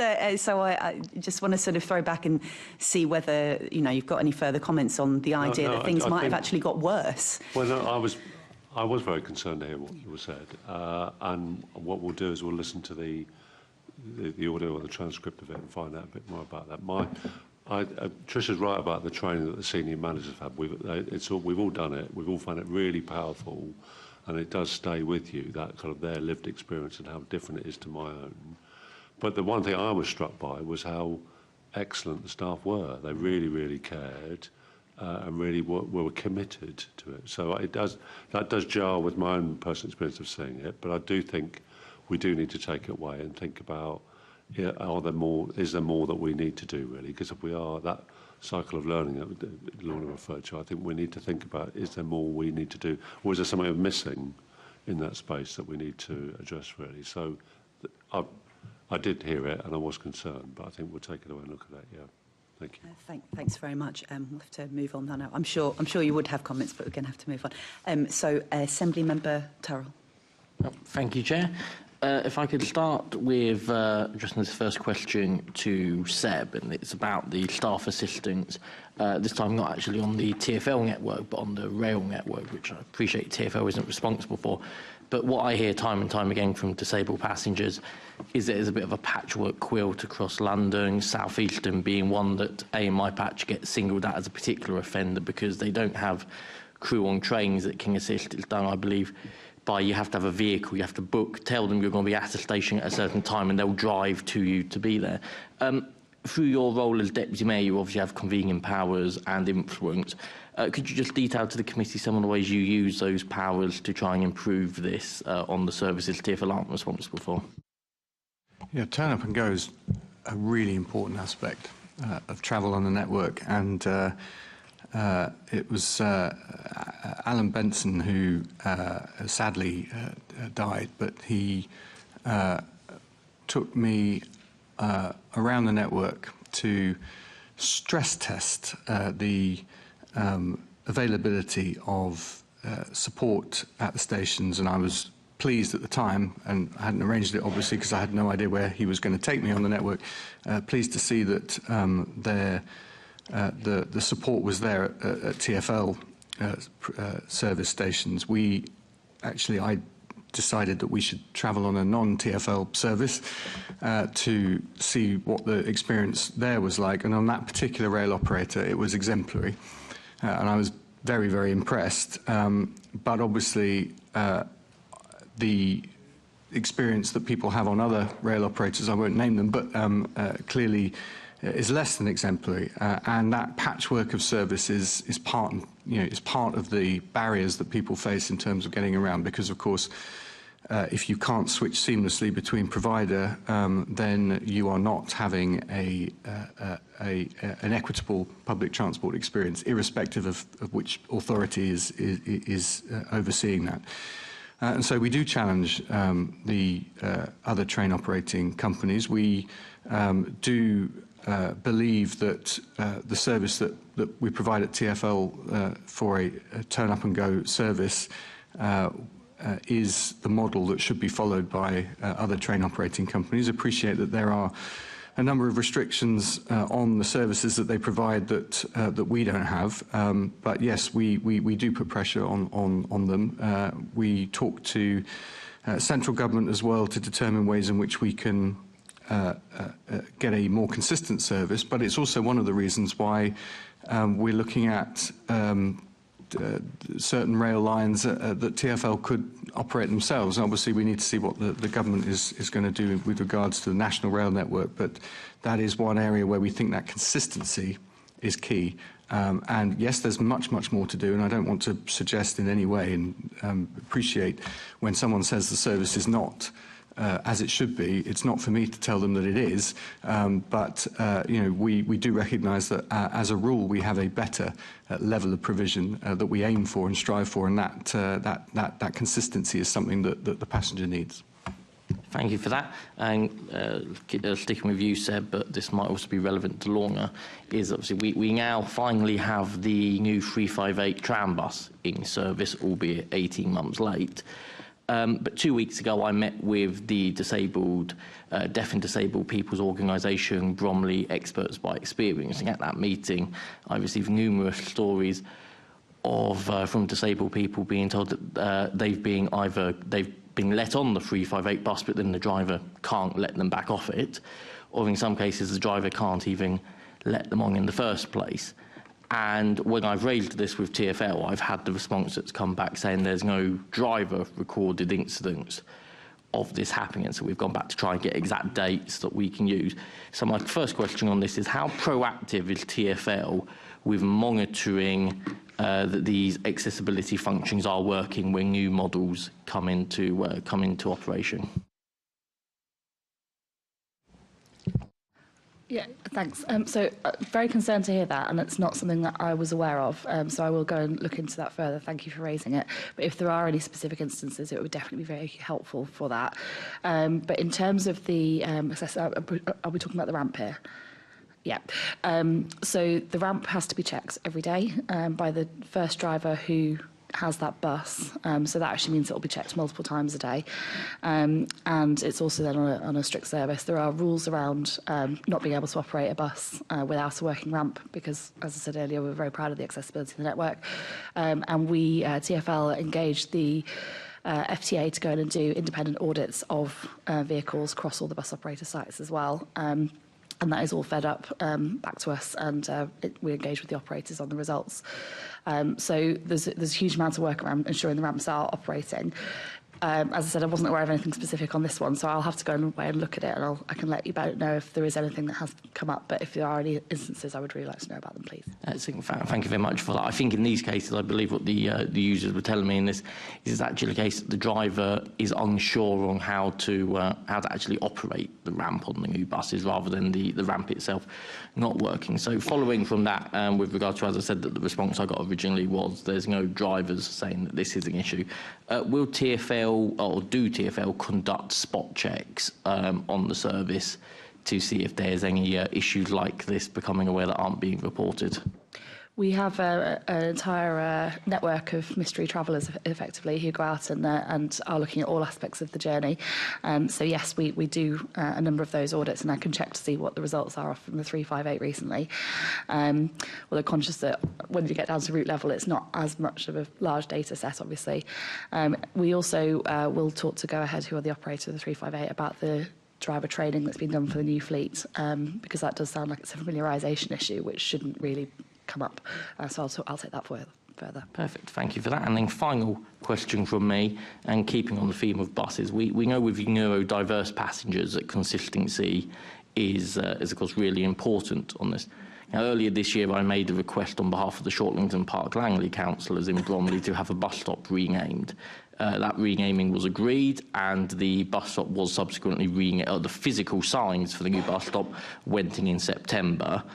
The onboard announcement, the text displayed, wasn't updated until October.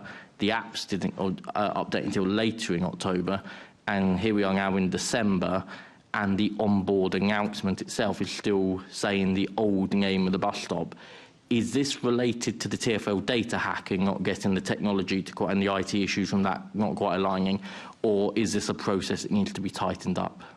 So that is definitely related to the cyber incident, unfortunately. Over the past few months, we have now got most of the customer-facing data correct, but I think there are still some issues with onboard stop announcements where they have changed, and that's being worked on as a priority. Thanks, Assemblymember Tyrrell. Just a quick follow-up. Your mystery passengers, do they include disabled people with a range of impairments? Because I think we could probably find some people who are very willing to do that and sort of doing it already for you.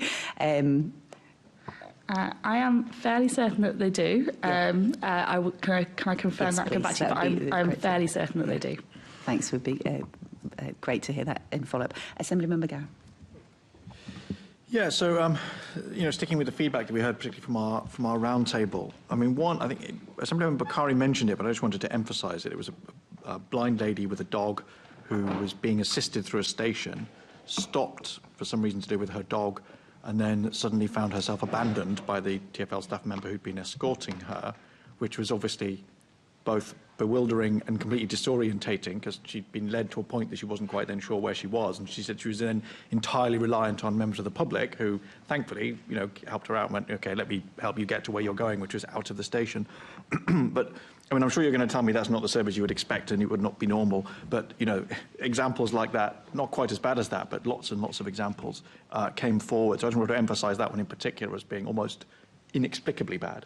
I was going to go on to buses, so I don't know if you wanted to say anything about that before I go on to buses. I think what I would say is I would hope that situations like that have been fed back to us so we can obviously talk to the staff member involved, understand what happened, whether it's a training issue or something happened or whatever it might be, but also then provide that feedback back to the customer, because obviously you are right, it's not what we expect, but we want to make sure that we can learn from it and make sure it doesn't happen again. Well, let me skip ahead then to where I was going to end up, because actually people giving feedback was another piece of feedback that we had consistently, which is two elements of that. One is you've already had your day ruined by one of these many examples. The lift is broken.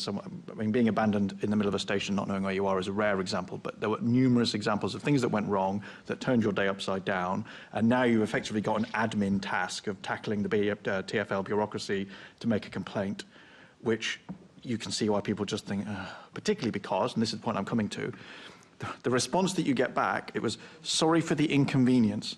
And I can't tell you how enraging that was to people.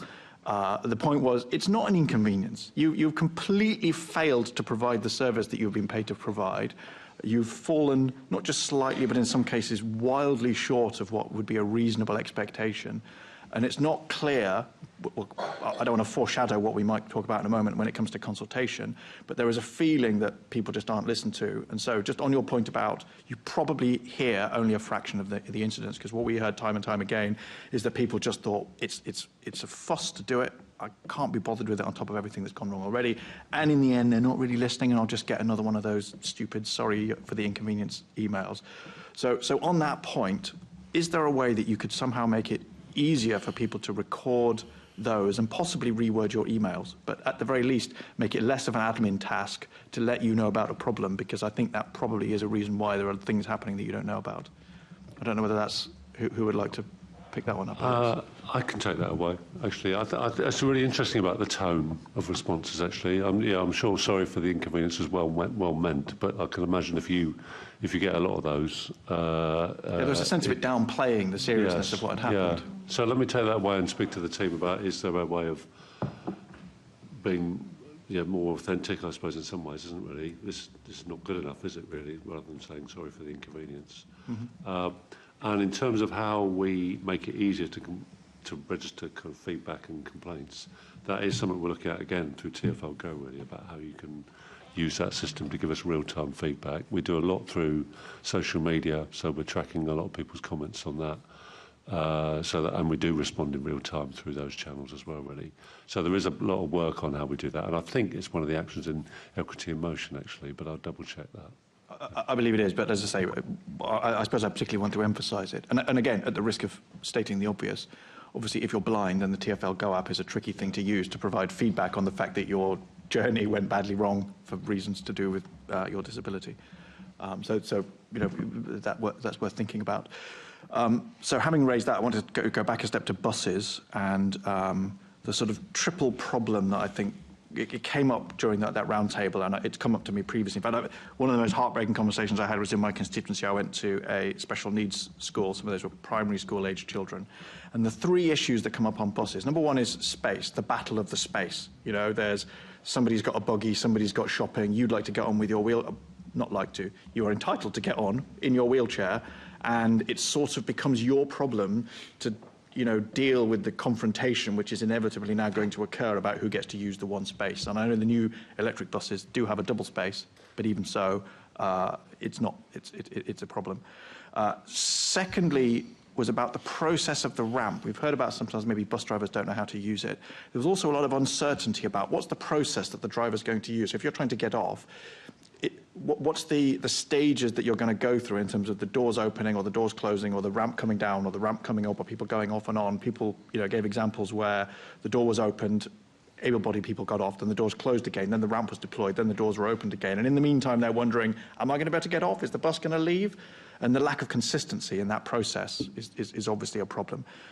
And then the third one, this was the point that I think is particularly troublesome, was that even the children at the school felt that if they were waiting at a bus stop looking quite obviously like someone who's going to need the ramp, in brackets, someone who's going to delay this bus for a moment while we deploy the ramp and get the person on and undeploy the ramp, they may just not stop. And even those children were telling me that it had become a thing for them to hide themselves behind the bus stop, get their able-bodied friend to stand there and flag down the bus. And if I'd only heard that once from one person, perhaps I would have thought that's one person with their opinion. Multiple different people on different occasions have said to me that this is a sort of a normal thought process that people go through, in the sense that they think that bus driver might not stop if it's me because they, and that's born of experience of watching the bus go past.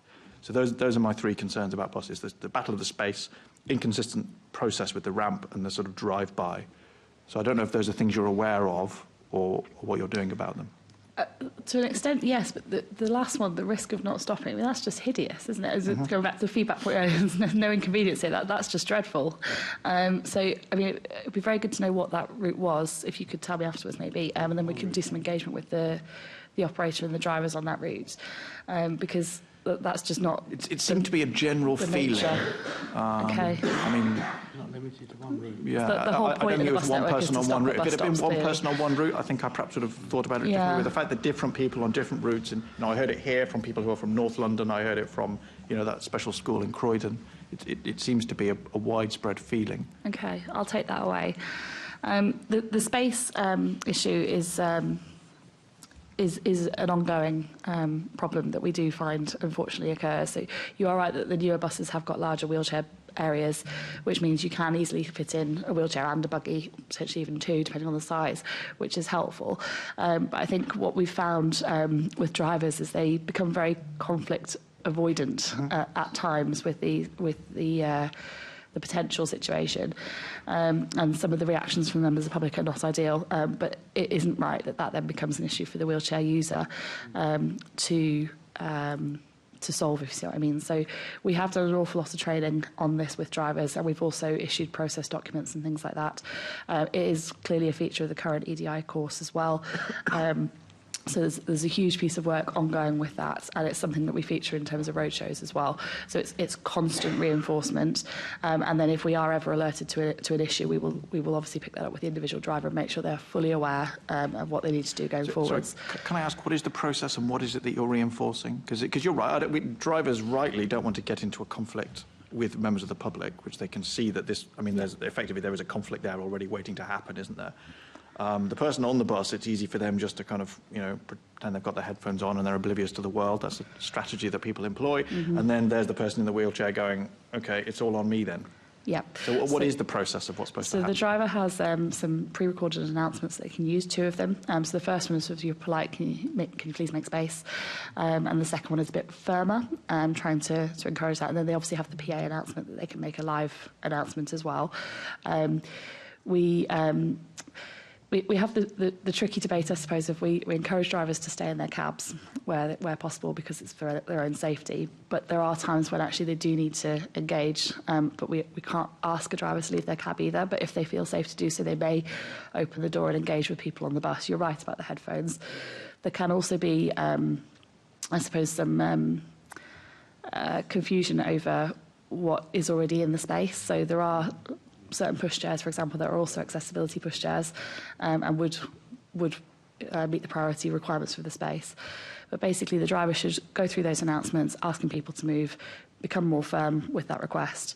But ultimately, we can't eject somebody from the vehicle either.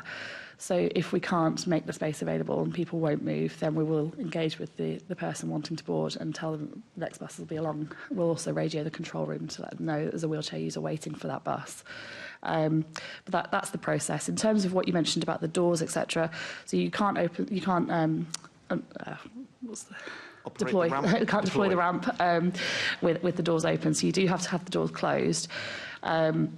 I think here is definitely where some of the inconsistency comes in, and actually I'll take away that we could make a very clear process in terms of when you do what, and that could be something that's publicised not only to drivers but to other people as well, so that they know what to expect. I think that's a good point, and we can take that away.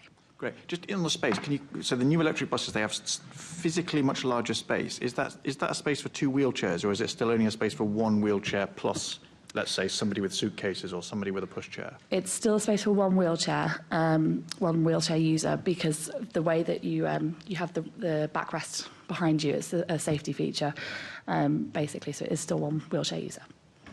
Okay. Thanks, Chair. Thanks, Assemblymember Garrett. I'll just say to Assembly members, these are really important issues, and I don't want to curtail them, but we are slightly running over, as we always do. Assemblymember McCartney. Thank you. I've got a quick question for Alex, and I was just intrigued by a response to Neil's question about the hassle of making a formal complaint, because you seem to be suggesting that if someone just tweets at you, they'll get an instant response and perhaps a better, more impactful response. And I'm just wondering, is that the case? No, is it easier through your informal processes, if you like, than the formal process?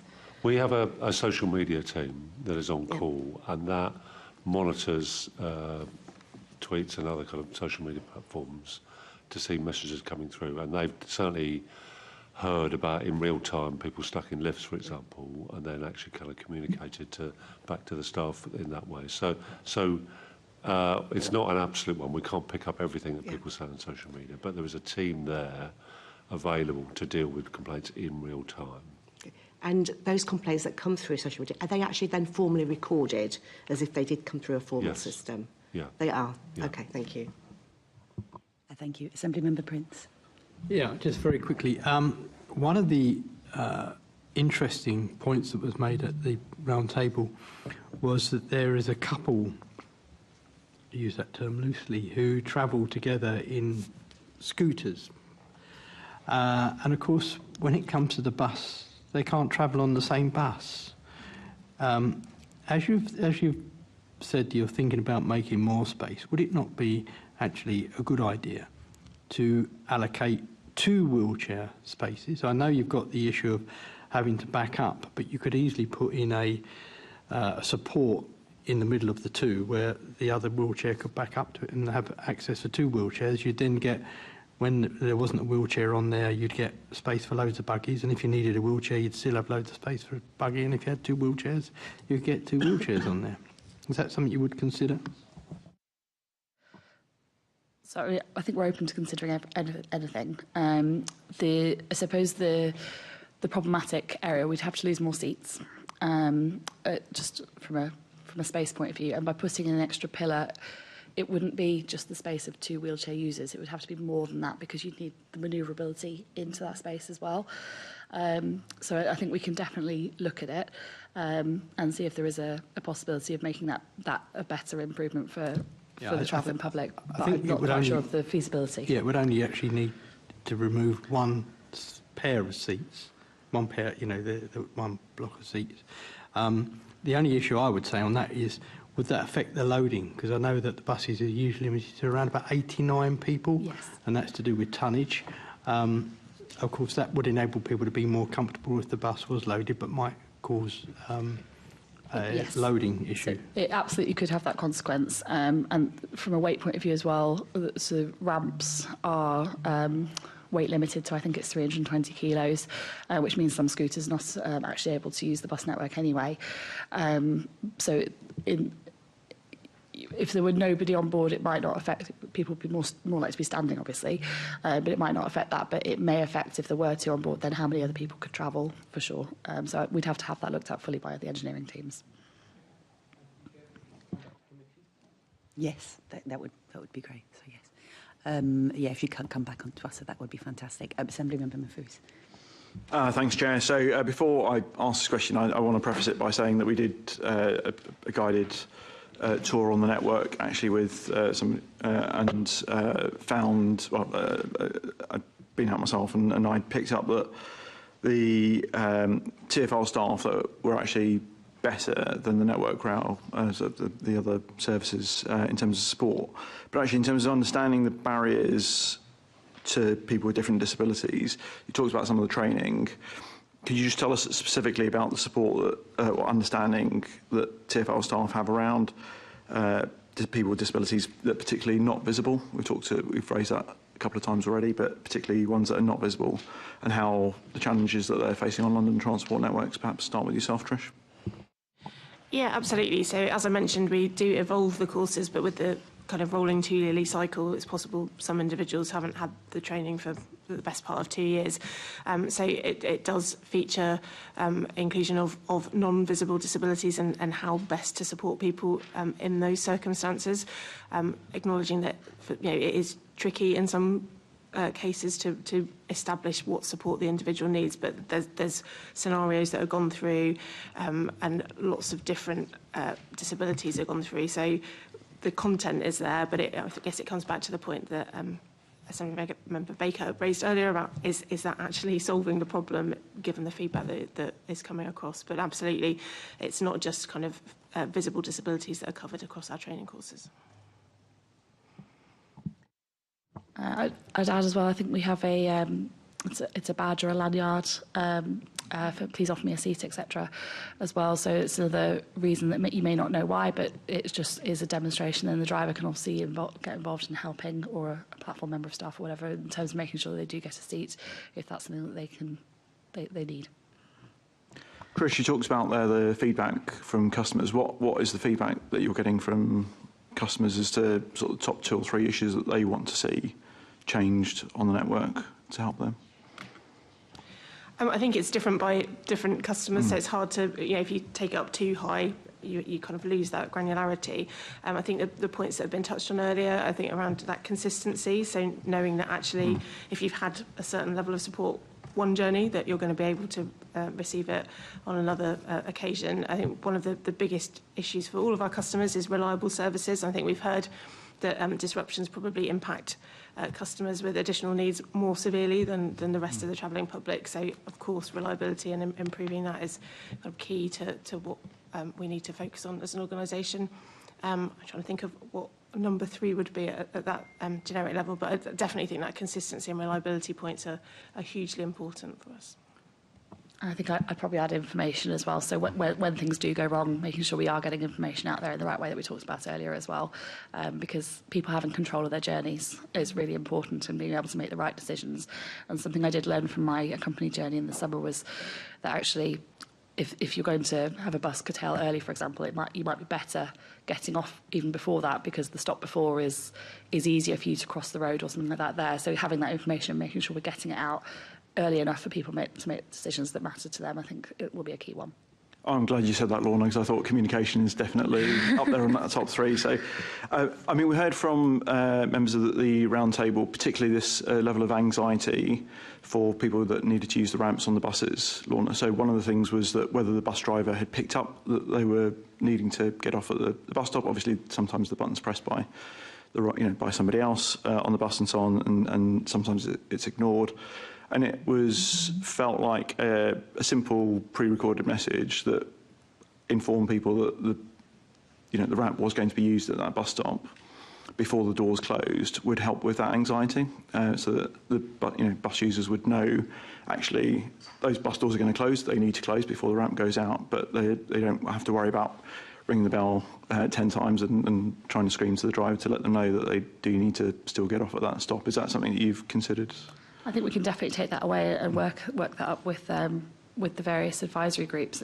Something I've also heard from people is that they don't necessarily want attention drawn to them either. So it's about finding the right balance, I think. But yes, that's definitely something we can take away. Yeah, just a subtle message that says that the ramp will be coming out. Yeah. One of the other things was sort of unintended consequences potentially of the training, and certainly we found with particularly women users of buses was that the bus driver was asking the user which bus stop they were going to be getting off at, so to try and curtail the challenges that would happen at the other end, which is very laudable action to do, but clearly a number of people would not necessarily want to divulge that information audibly to everyone else on the bus. And so there were a number of cases where the bus driver had kept on asking, insisting on getting that information, whereas actually the way that you ask that question, would you like to inform me as to what bus stop you're going to be getting off at, would be a far better way of asking that question, getting that information if the user wanted to provide it, but then not if they wanted to not do so. Yeah, absolutely. I think that's something we can easily feed back to drivers to make sure it's coming from the right place, but not necessarily getting the right approach, so that's fine. Just in terms of sort of some of the other feedback we had was in terms of, I think going back to Assembly Member Baker's point, was that very much when we see the support being provided on the platforms, again, very positive approach by the staff is what I've seen, which is great. But most people rushing around London on the tube network, it's very well known for people being in a rush, wanting to get there in sort of urgent times and trying to get there quickly. What I saw a number of times was actually that importance of that journey, that somebody might need to get there at a particular time, maybe they've got a job interview, maybe they're trying to get to the start of their work or get home to their children. That wasn't applied to people with disabilities that they were supporting. So sort of, if you miss this train, catch the next one, that's fine. If we don't put you onto the right carriage, there'll be issues at the next station, that's fine. How do we make sure that we get around that sort of issue? Well, firstly, obviously that's not our aspiration. We value all of our customers' time equally, so disappointing that people feel that way. There is a broader issue around rushing, and from a safety perspective, we do try and enforce with all of our customers that actually, generally, we run very regular services, and often waiting for the next one rather than rushing for that train is the better option. But absolutely, across our training, do reinforce the importance of making sure that we get everybody where they need to be, particularly in the disability training, making sure that those conversations happen the right way. I guess we have to make sure that we don't have the over-emphasis of those conversations. You don't want someone to be too intrusive, saying, where do you need to be and when? So it's getting that right balance all the time. But absolutely, it's something that we value, and that we don't want people to feel that they've got to wait additional time because they have additional needs. So. If I may, just to add that the additional planning time is a specific metric in the MTS and in Equity in Motion.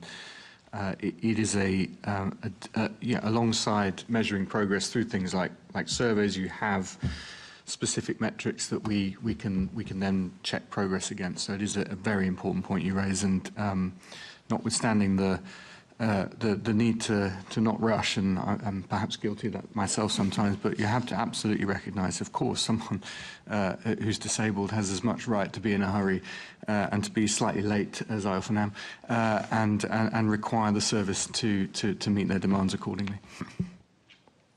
Thank you.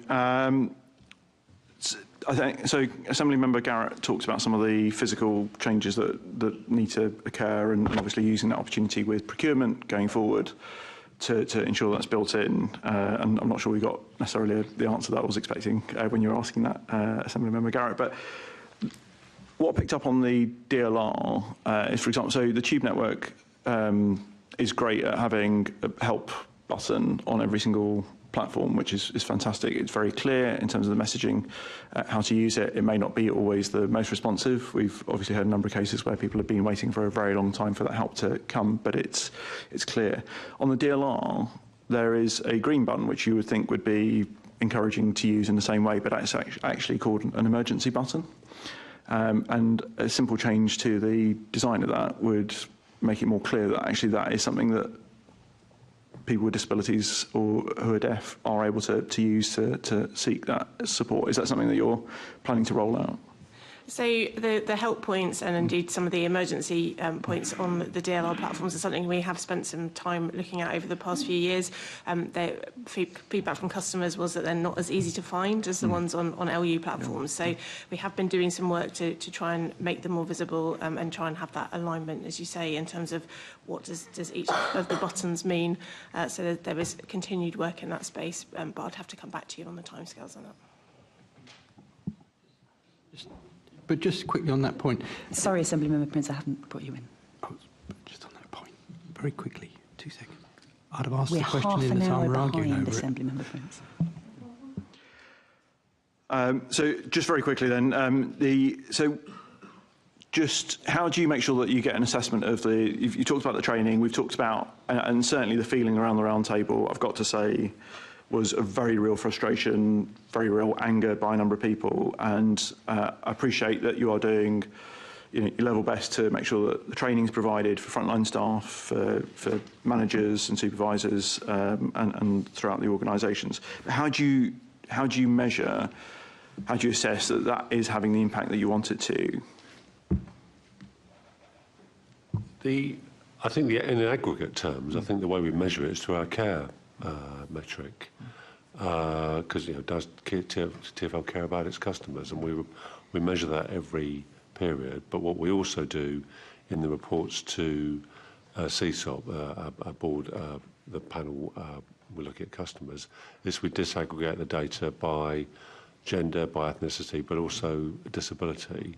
And as Seb said, the key aim on accessibility is to narrow the gap. People with accessibility needs think that we don't care as much, but the reality is that gap is getting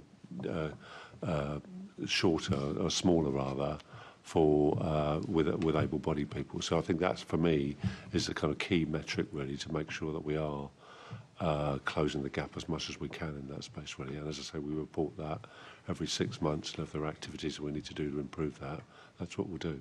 Thank you, Alex. Is that a metric you could share with the committee? The TfL Care, yeah, I can get you we do a deep dive every year to our board, and it's probably best seeing the deep dive because that's where we disaggregate the data by protected characteristics.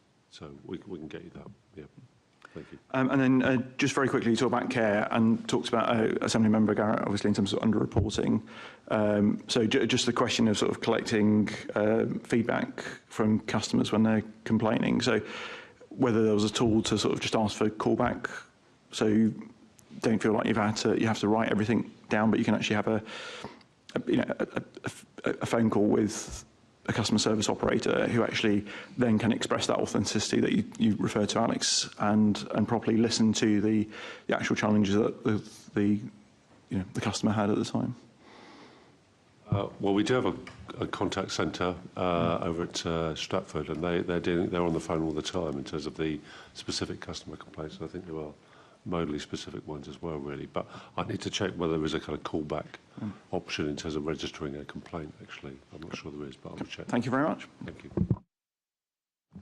Thank you. And we have, we've wildly run over. Obviously, the experiences that we've heard as a committee are really important to give justice to. We're going to return to subjects around engagement first in a little bit. But yes, Assembly members, we are way over. Assemblymember McCartley on a different subject.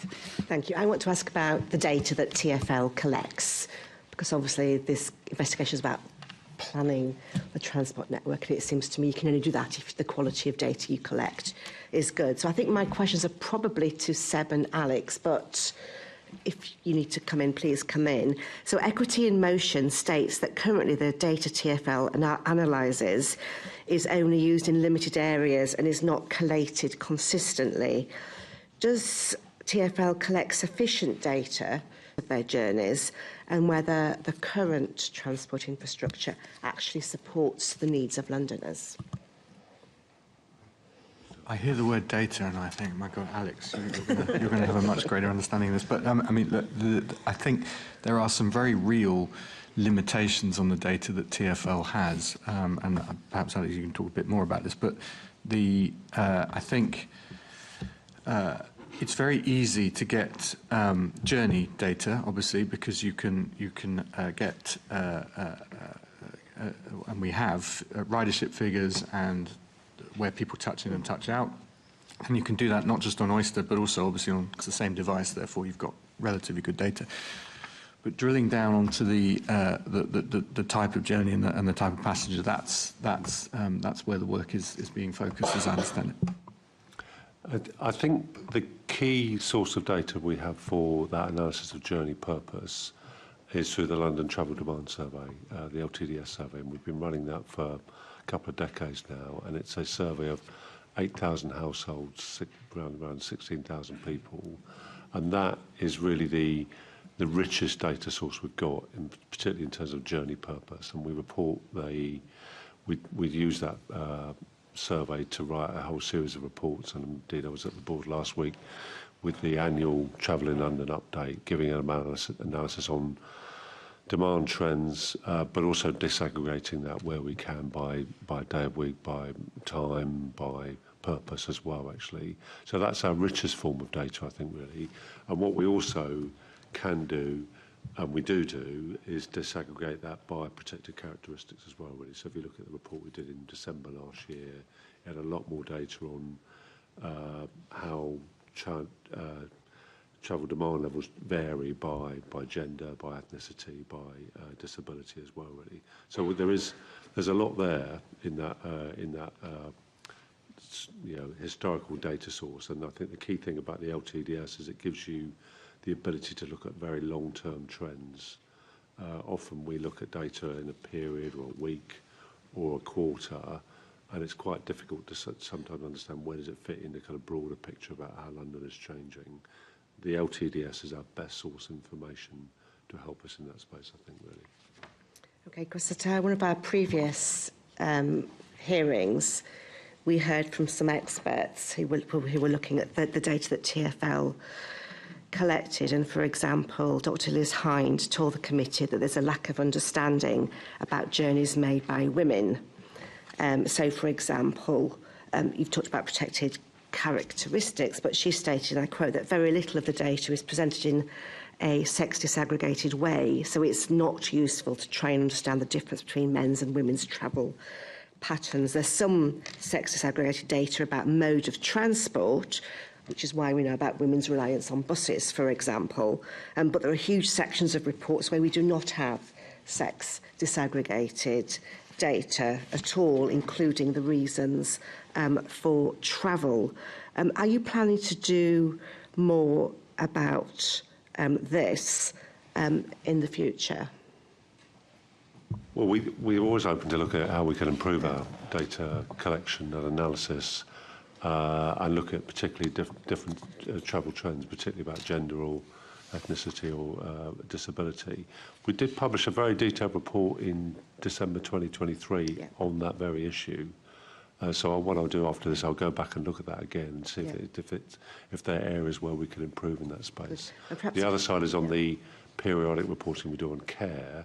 Again, with that deep dive that I mentioned, we do look at it by gender, really, and what are the drivers for women travelling a different way, and what do we need to do in response to that? And I know Shirin Awood is looking at a lot in terms of trying to make the network safer in terms of ending violence against women and girls. There's a lot of work in that space at the moment.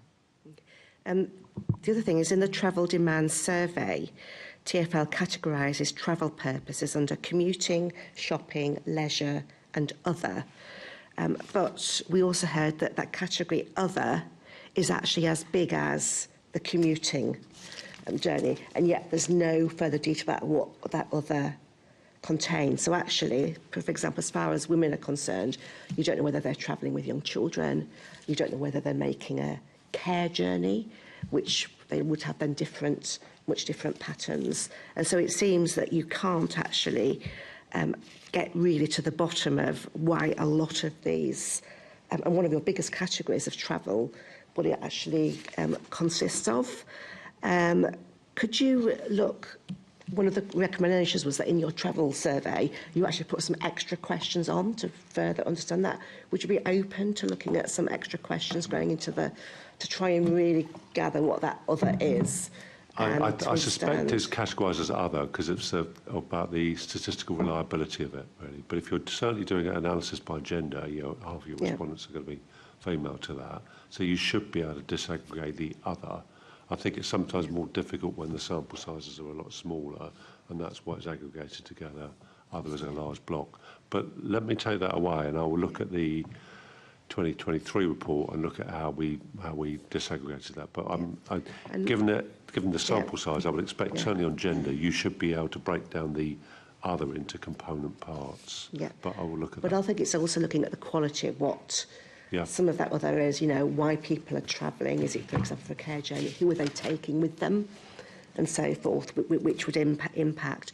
And what we heard as well is there's other cities that are actually using this data and actually able to do this. So I can't remember where they were telling us about now, but I think it was somewhere in Italy, for example. So I think it would be really useful if we could learn from other places as well.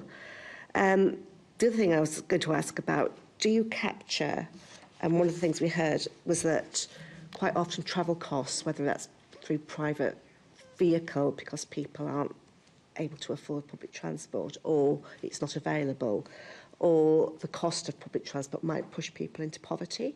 And actually, do you collect data on the cost of the journeys people are making and whether they are low-income Londoners at all? We can certainly get the cost of travel by individual travellers because that's an area where we are very rich.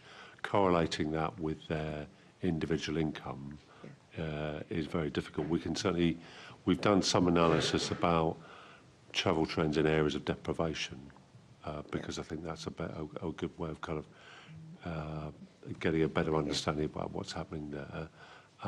And I will go back and check about how far that analysis has gone in that areas of deprivation, because I think that might be a better way of tracking it. And I think what often you get is a different modal choice, much greater reliance on the bus, because it's a more affordable form of transport, even if there's a tube service nearby because of the affordability issue. Okay, thank you. I think that's my questions, Chair. Thanks, Assemblymember McCartney.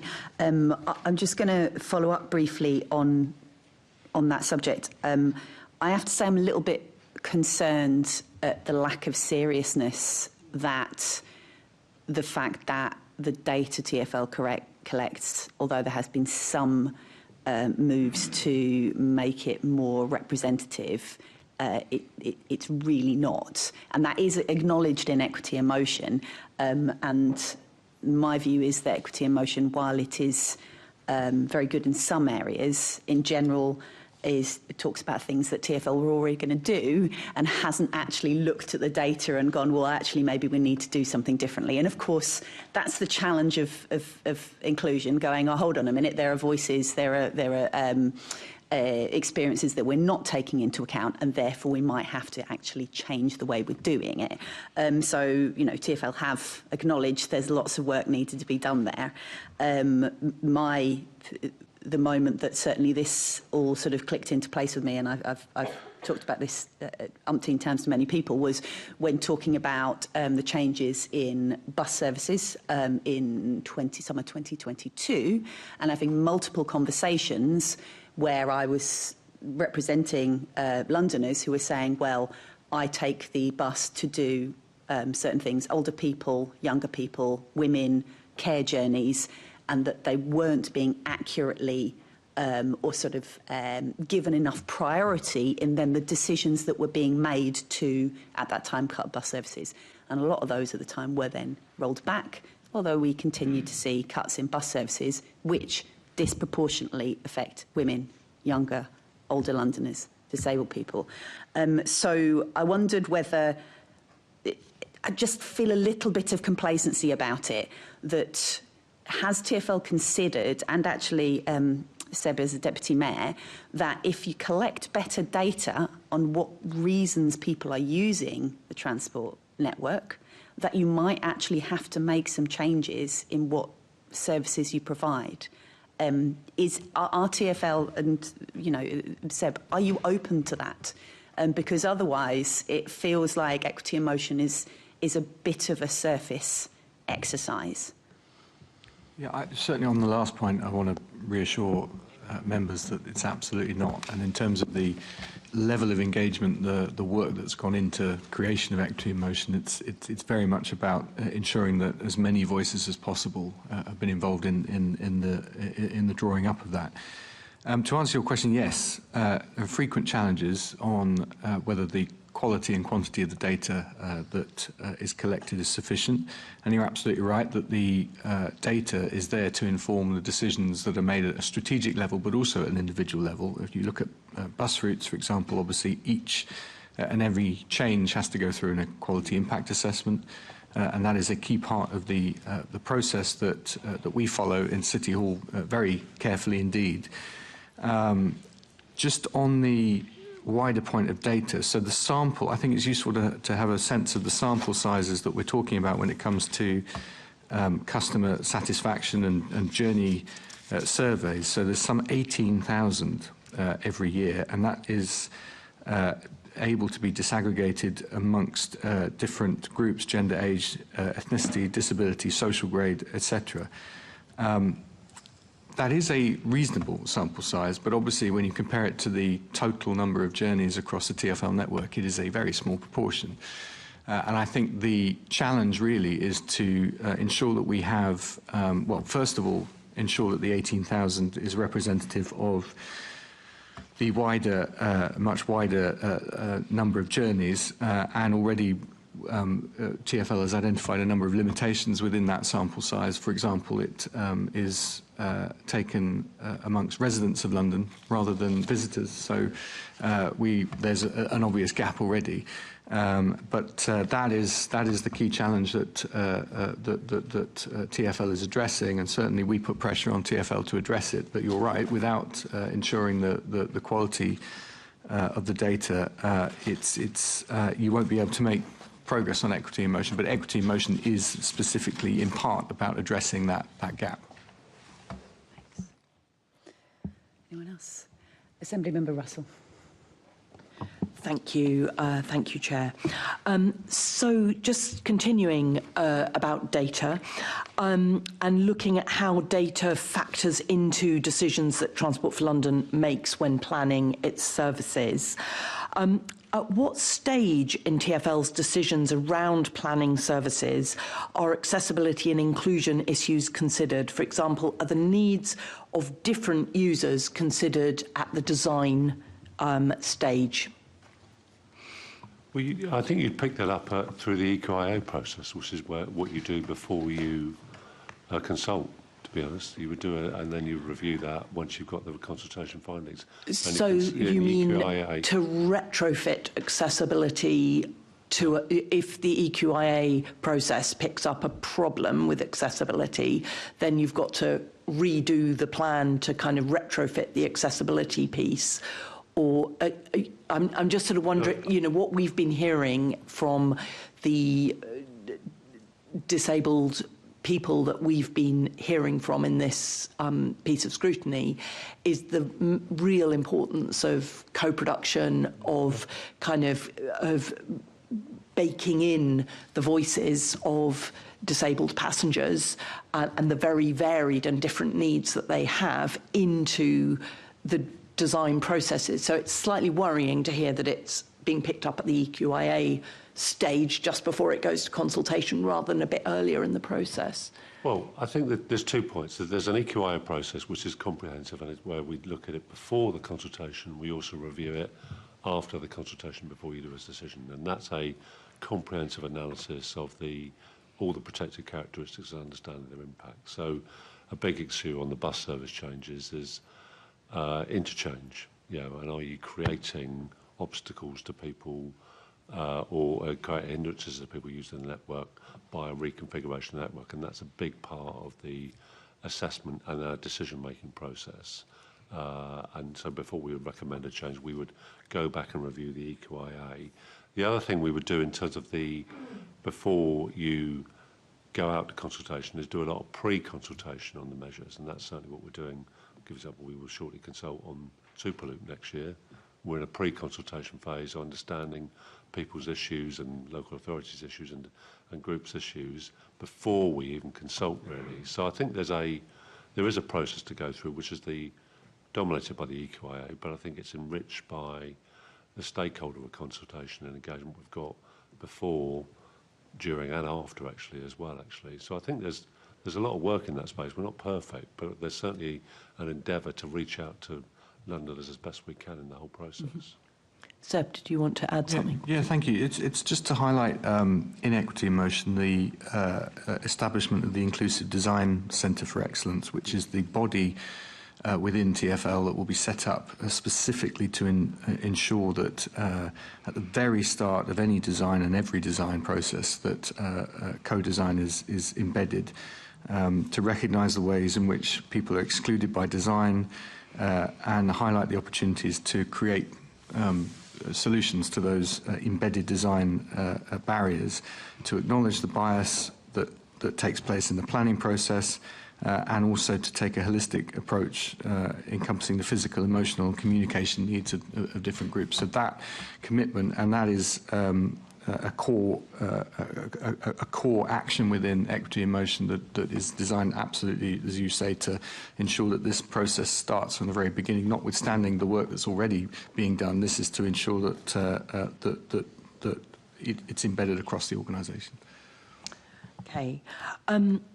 So picking up on some things that Assemblymember McCartney raised around the different kinds of journeys that women and men make. So a lot of men, or at least traditionally, there have been those journeys sort of into the centre, and whereas women are often trip chaining and they're picking up kids from school, dropping something off, picking up the shopping, running off to work, running back from work, pick up the kids from school, those smaller local trips, which often are picked up by women.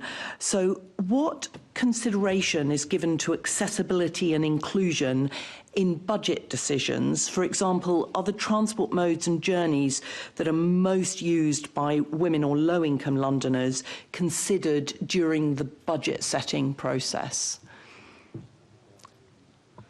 It is. I mean, we're just finalising the budget process for next financial year, and it's interesting there. You will see in that budget setting an increase in funding for step-free access, for example, and that's responding to what the Mayor has asked for in terms of raising that ambition from going from 34% of stations step-free to 50%, and we are responding to that by increasing the funding there, but also specifically looking at South Kensington, which is a particularly challenging station, but we need to fix that. So in terms of what the budget submission we just put into the GLA, there is more money in that space. But I think your question is broader than that, isn't it? Really, in terms of the and I think in terms of the business planning process, you would normally do an EQIA as part of that. That's part of the approval process when it goes to the board, and that there should be a feedback loop with all of that to make sure that we're taking that into account. I mean, another big issue. Do you think that feedback loop is there? Well, I'll give you an example. I'm on the executive for TfL, and we have multiple sessions discussing the budget for next year all the time, and we are always tracking back to the Mayor's transport strategy, the TfL strategy, Equity in Motion. So that's why you are seeing increases in step-free access funding. Probably more money going into the work we're doing on ending violence against women and girls, really. So it's I can't say in absolute terms we'll always allocate money. It is an active consideration. Yeah, I think this was beyond, the question is sort of beyond step 3.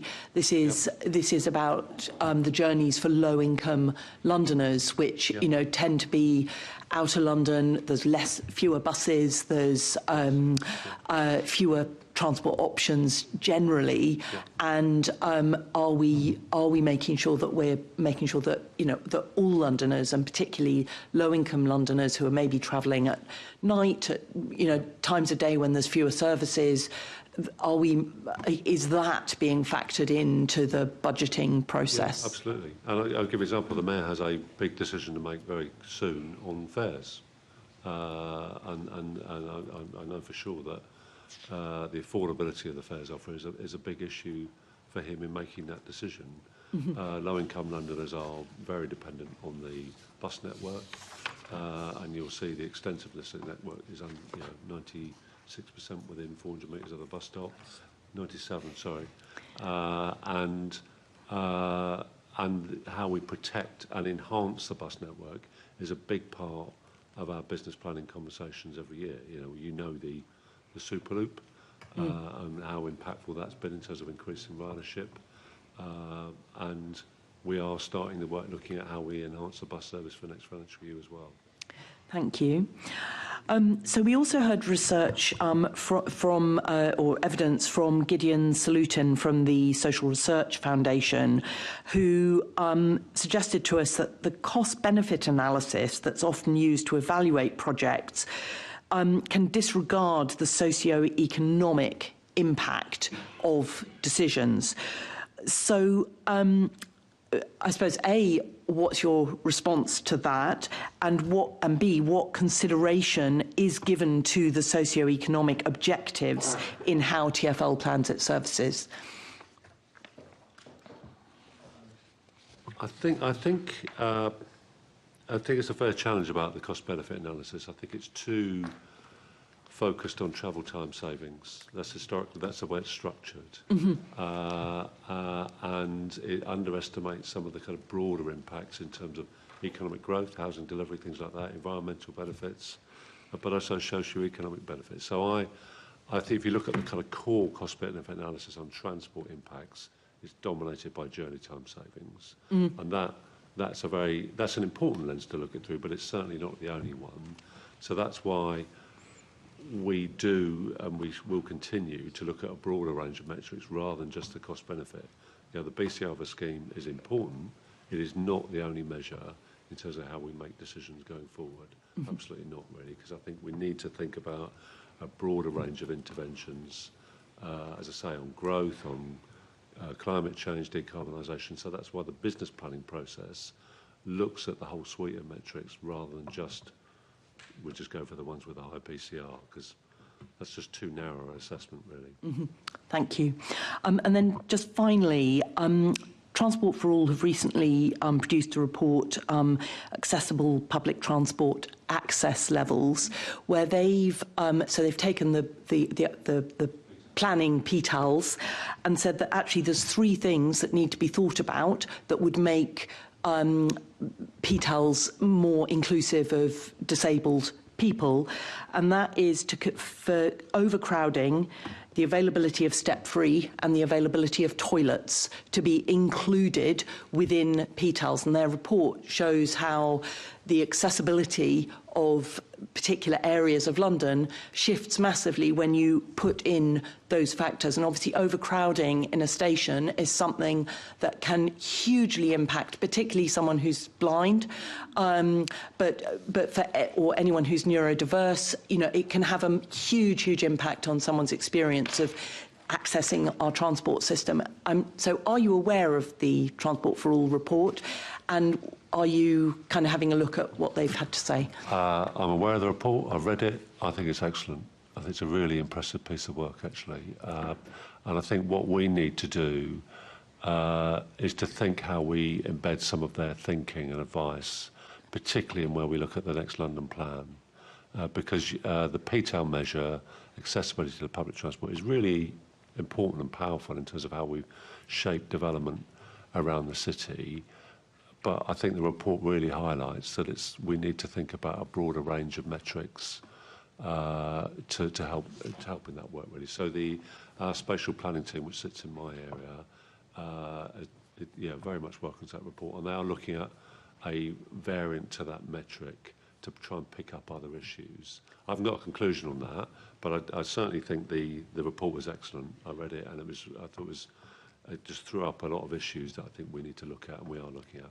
Great, and I'm sure Transport for All would be very pleased to hear that. Back to you, Chair. Thank you. Just briefly to ask, so on quality impact assessments, you said that an equality impact assessment is done at the budget setting process, because I don't think that we were aware of that. When we do the business plan, that will be complemented by an EQIA. So that is part and parcel of the sign-off of the final document.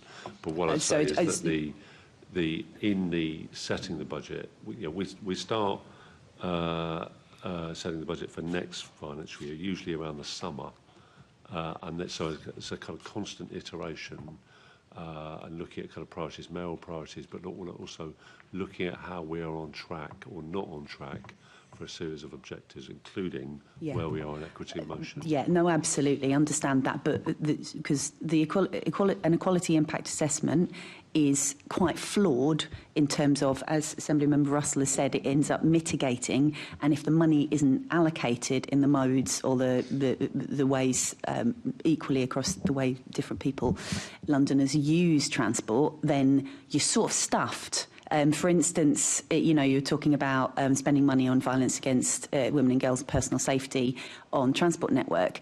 If you're changing the bus network to mean that more people, more women, end up spending more time at bus stops because you've introduced more interchanges, it's interesting you raise that because there are now more interchange. You have to change bus more often. That's what's happened over the last few years. Then you're basically trying to spend money when you could be doing the system differently to make it more safe. So that's why the question is, are you considering these issues at a budget setting stage and not, so what mechanism is there for doing that when it's decided to spend this amount of money on buses, this about, really, really broadly, what are you spending money on and who is it serving? But I think that there's two levels of assessment for this, really. When you're doing a business planning setting, you're basically saying how are you going to spend £9 billion per annum. That's what you're saying. Yes, but then, and I'm saying how is it inclusion and making sure that you're not prioritising different groups taken into account at that stage? Well, that's through the whole series of meetings that we have as the executive, kind of going through all of the options for changing that, and we will consider the equalities and inclusion issues in the equity in motion document as part of that iteration. Equity in motion acknowledges that there is a massive gap in terms of data. Well, so let me just finish, because I haven't finished up to the first question, which was there's two levels. One is at the aggregate stage for the whole budget. Then there's another equality impact assessment when you're implementing some of the decisions there. So individual bus routes, you would do another level of equality assessment. That's too late. Let's face it. Well, it is. So my original question was, do you do an equality impact assessment on the budget? And then I didn't get a clear answer. We consider equity in motion when setting the budget. It's a big part of you don't do an equality impact assessment. I just wanted to clarify because I thought that's what you said, and I thought I was really surprised at that. No, that's fine. I just genuinely wanted to clarify, but that's fine. I'll just leave that there. But genuinely, that's what I heard, and I wanted to clarify because I wasn't aware. We do an EQIA when setting the budget. So you do? Yeah. Am I the only one who's confused? No, so you do an equality impact assessment on the budget? I'll send you the EQIA for the last business plan. That's a public document. That's fine, but that's different from the budget. Okay, but I'll leave it there. I'll leave it there. Assemblymember Garrett. So we're moving back to stakeholder engagement, which we've touched upon a few times. That's absolutely fine. I took us off course. Oh, we have nothing wrong with a slight diversion en route. Sorry, were we diverting then off somewhere else? We're not diverting. Good. Okay. Right. Stakeholder engagement. So this is not a ULEZ question, but I just want to preface it by saying that quite a bit of the stakeholder engagement I've been party to over the last couple of years has related to ULEZ, where obviously those people wanted an outcome that was quite different from TfL and the Mayor's policy. So I can understand, although not necessarily agree with them, feeling quite ignored.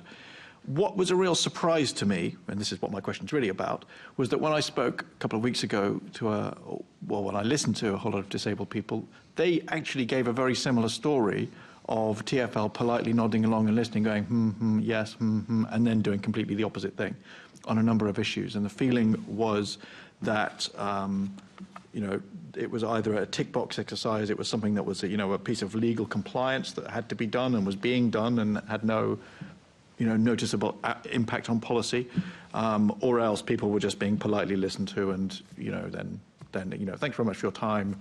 We're going to carry on with what we're doing anyway. And that seemed to be quite a consistent theme.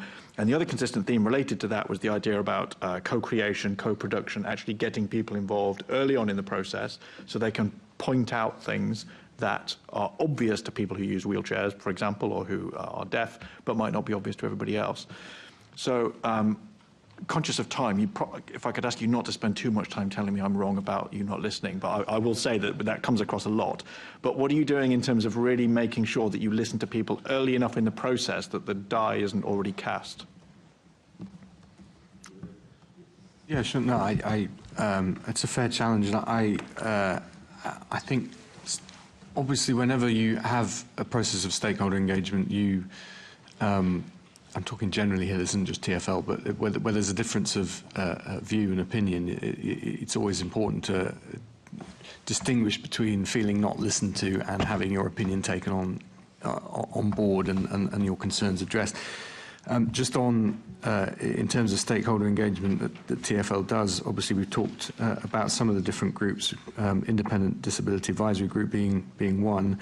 There was a lot of other groups as well, the TfL Youth Panel, the Inclusive Transport Forum, Build and People First, and specific forums that TfL have that sometimes combine some or other of those groups. It's not my place either to say that the feedback that you're getting is wrong. That's not the nature of feedback. Feedback is exactly that. It's how people feel the process has gone. Obviously, it's a concern for me and the mayor if the feedback that's being given isn't being taken on board. Obviously, seek assurances from TfL that it is. And I'm very happy to obviously take up any particular issue or complaint that any group has on the feedback that they've given and the response that TfL has given. It's absolutely that's my job. I think it was a general feeling that perhaps it's coming too late in the process to really influence anything. So hence the thrust of my question, which is about engaging earlier and co-creation before the thing is essentially all done by the shouting. Absolutely. It would be useful if they could be involved earlier. Absolutely, and I do honestly feel that Equity in Motion and the new unit that's specifically set up to do just that will make a big difference. But I take the point. Often when you're consulting on a specific proposal, and I think when we do the analysis of the reports, they are very thorough. I always did the Silvertown and Blackwall tolling report to the board last week, and it's several hundred pages long where we're going through and answering every single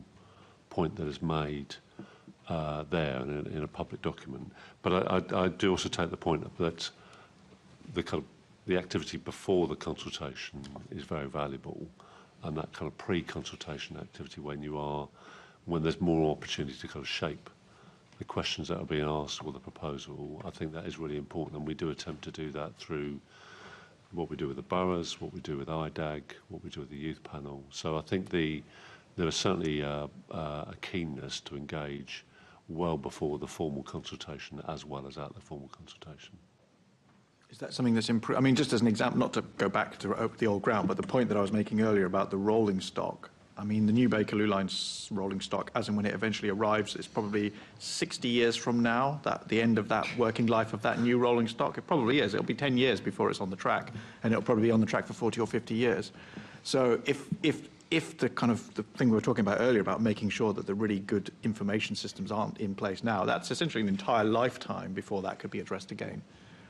So I think that's an example of what we're talking about getting in early rather than effectively the train order is now in. We've already had our conversation with Hitachi or whoever, and we've got the plan is in Do you see what I mean? It's getting in early and making sure we think about those things when it's still a blankish sheet of paper. No, absolutely. So if I talk about the DLR rolling stock, we did have good engagement slightly later in the process, and we did make some quite extensive changes on the back of that. So change to the backrest position for wheelchair users, change to the height of some of the help points, added a companion seat for wheelchair users. So some meaningful changes, but actually one of the recommendations that came out of that discussion was that we had those conversations even earlier. So for the trams rolling stock procurement, which has gone to market beginning of this year, we are taking on that earlier engagement to make sure that it's not, as you said, making adjustments to something that's already there. It really is in at the root. So absolutely, from a rolling stock perspective, it's been an iterative process, but we are in the position that you were hoping we would be in.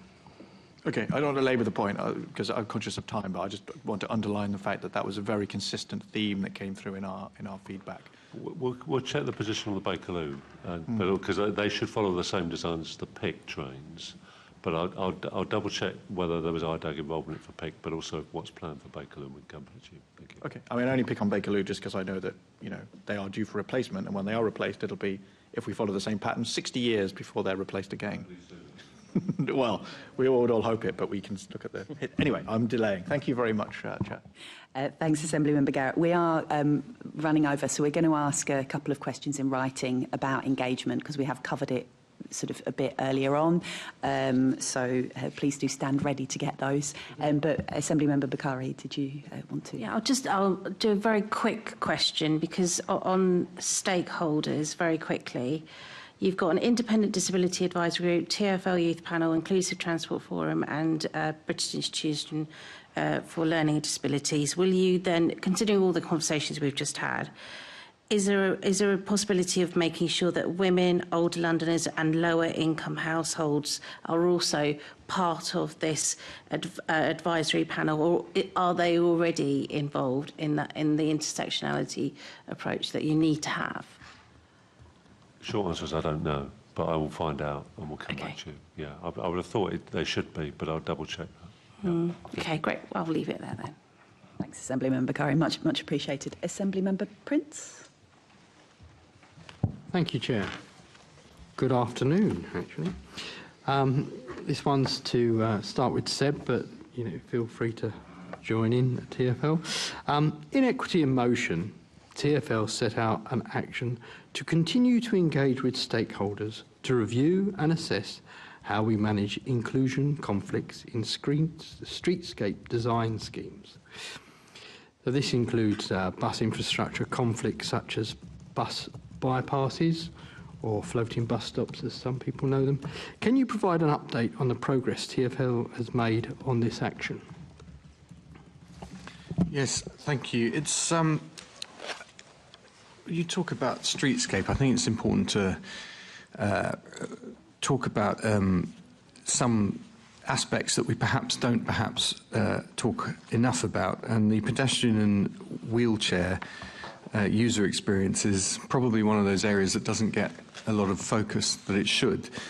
And it's important to recognise that we do work very closely with boroughs who control obviously 95% of the street infrastructure, and through LIP funding and on the TLRM, we're doing a lot to improve the pedestrian and wheelchair user experience, whether that be at crossings, town centres, around schools, and at bus stops and transport infrastructure.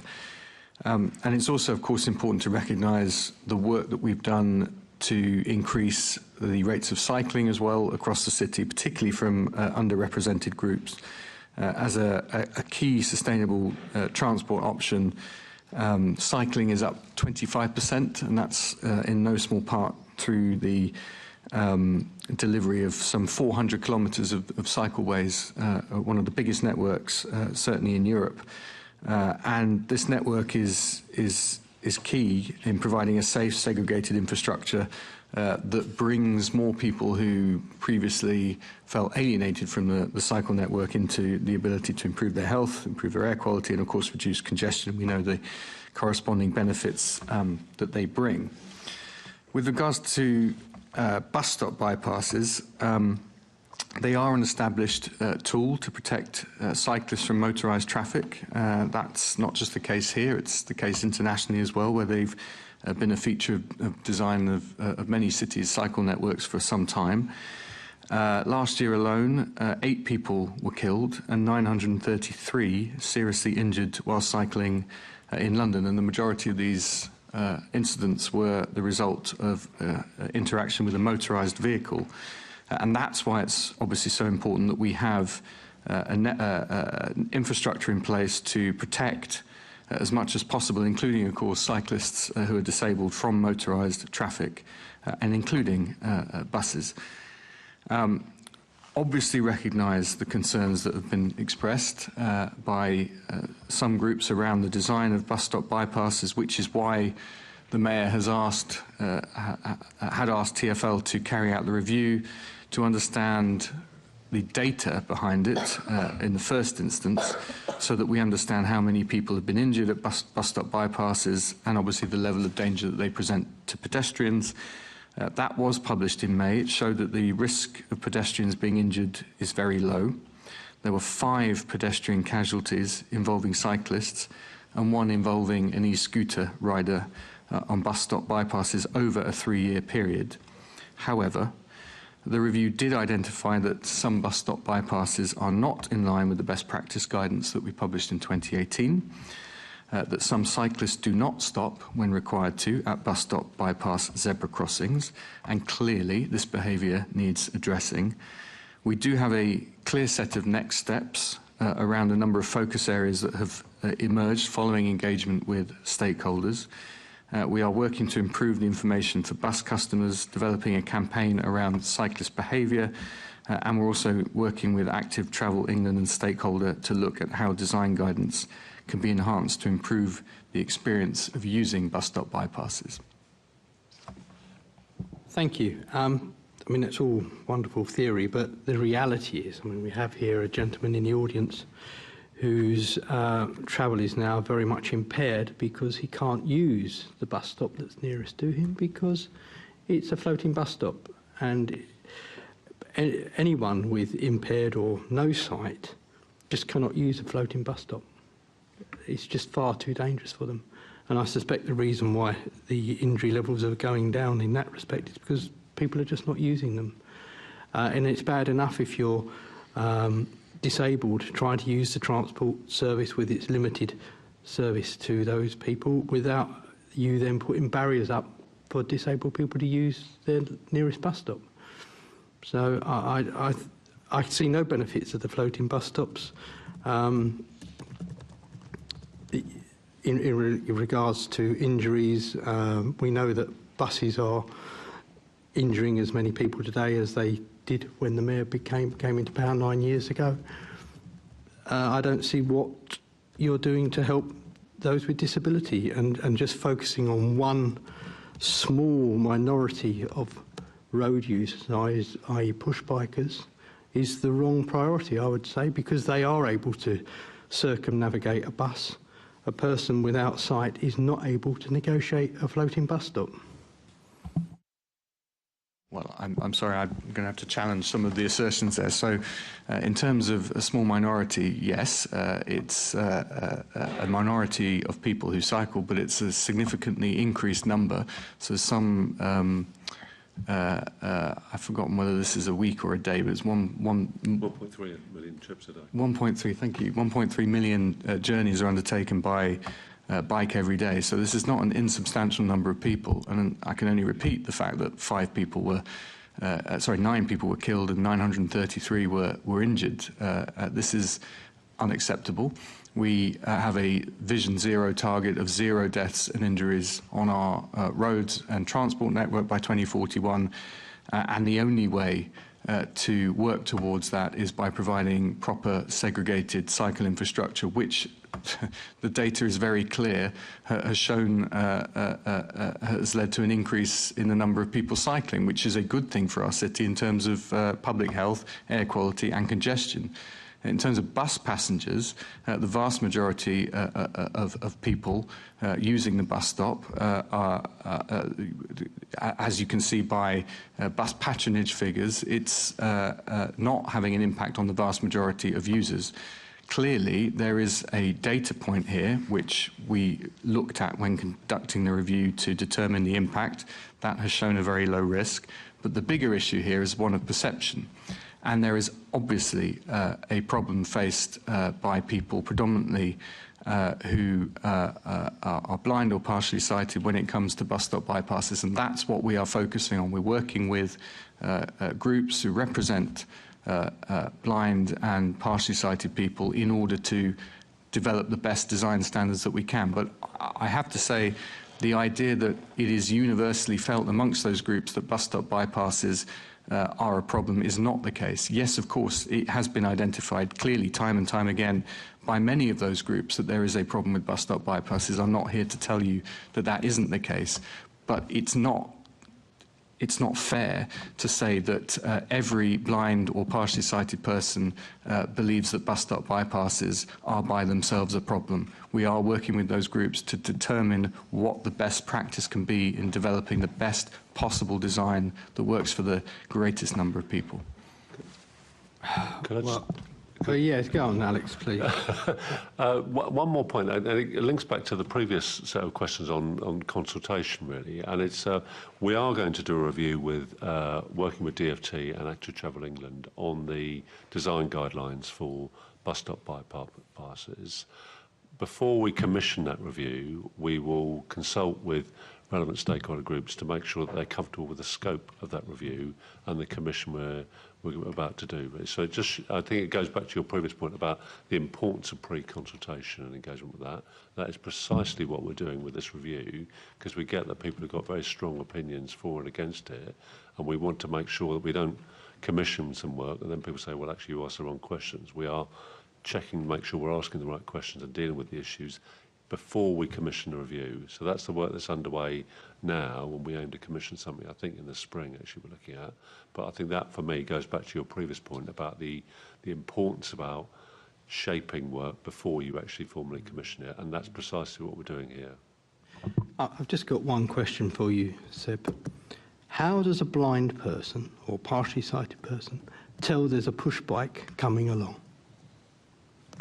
Well, you have to ask each person how they determine the level of risk when crossing any piece of infrastructure, whether it be a cycle lane or a road. But the pedestrian crossings that are in place at bus stop bypasses, cyclists should stop and let any pedestrian who wishes to cross, in the same way that any driver of a motorised vehicle must stop at a pedestrian crossing. There is a behavioural element here, absolutely, that we need to look at, and I think we need to remind people that as road users of whatever mode that we choose to travel with, that we have a duty of care to each other. That's absolutely one of the aspects here. But a blind or partially sighted person crossing a cycle road will cross the cycle lane in the same way as you cross a road. And our job is to ensure that we have the same level of infrastructure and protection that you have when crossing a road. Yeah, and another question for you then, Seb. Every day that you use the road, tell me a day when you've seen a cyclist not go through a red traffic light. I can tell you any number of days when I've seen cyclists go through red lights. I can tell you any number of days when I've seen pedestrians walk into the road without looking. I can tell you any number of days when I've seen appalling driver behaviour. I'm afraid that exists. It's a key challenge that we have to address when it comes to Vision Zero. I don't think it's fair to concentrate on one particular road user and say that they are the problem. I think we need to look out for each other, and being aware of our surroundings, being aware of the impact that we have on others is a key aspect of that. How many cars and motorcycles use the bus bypasses? Well, I would hope none, although I have seen a car in a bike lane, but I would hope none. That's the point. And that's why it's unique, and that's why it's so dangerous for blind people, and why blind people are not able to use those stops. And I think we're doing a great disservice. I think you've got your priorities wrong, frankly. Well, I acknowledge your view, but clearly, there are levels of risk when it comes to any moving vehicle, whether that's a cycle or a motor vehicle. And clearly, motor vehicles present far more of a risk when moving than a bike, but it remains the case that when there is a pedestrian crossing in any instance and someone wishes to cross, then the bike or motor vehicle needs to stop. Okay. Thank you. That's fine, Assemblymember Prince. Thank you, panel. I know that a couple of Assembly members wanted to come in on that, but I am going to have to say we're going to have to cut that short because we're not short on time. We are short on time. I would like to say, from my point of view, I think it's disappointing that at the end of a long investigation on accessibility and inclusion, and when we're raising issues of accessibility and inclusion, that a lot of the responses to that question were not related to the needs of people who have additional barriers facing the getting around London. And I think in terms of the seriousness with TfL, notwithstanding the specific issue, in terms of the seriousness that TfL take the issues of access and inclusion, you might want to consider what you talk about when these issues are being raised. Sorry to end on a very serious note there, but these issues aren't talked about enough anyway, so if we can focus on them, that would be great. But thank you very much to our guests for their responses, and you are now free to leave. Thank you very much. We will follow up on a few of those questions in writing and ask you some issues that were raised. Can I ask the committee to note the report and discussion? And can we delegate authority to me as chair in consultation with party group lead members to agree any output arising from the meeting? Agreed. Thank you. Now we're going to take a very short adjournment for 4 minutes, 20 past, but I mean that. Do not go far because we have London Travel Watch ready and waiting to speak to us. So, 20 past. See you then.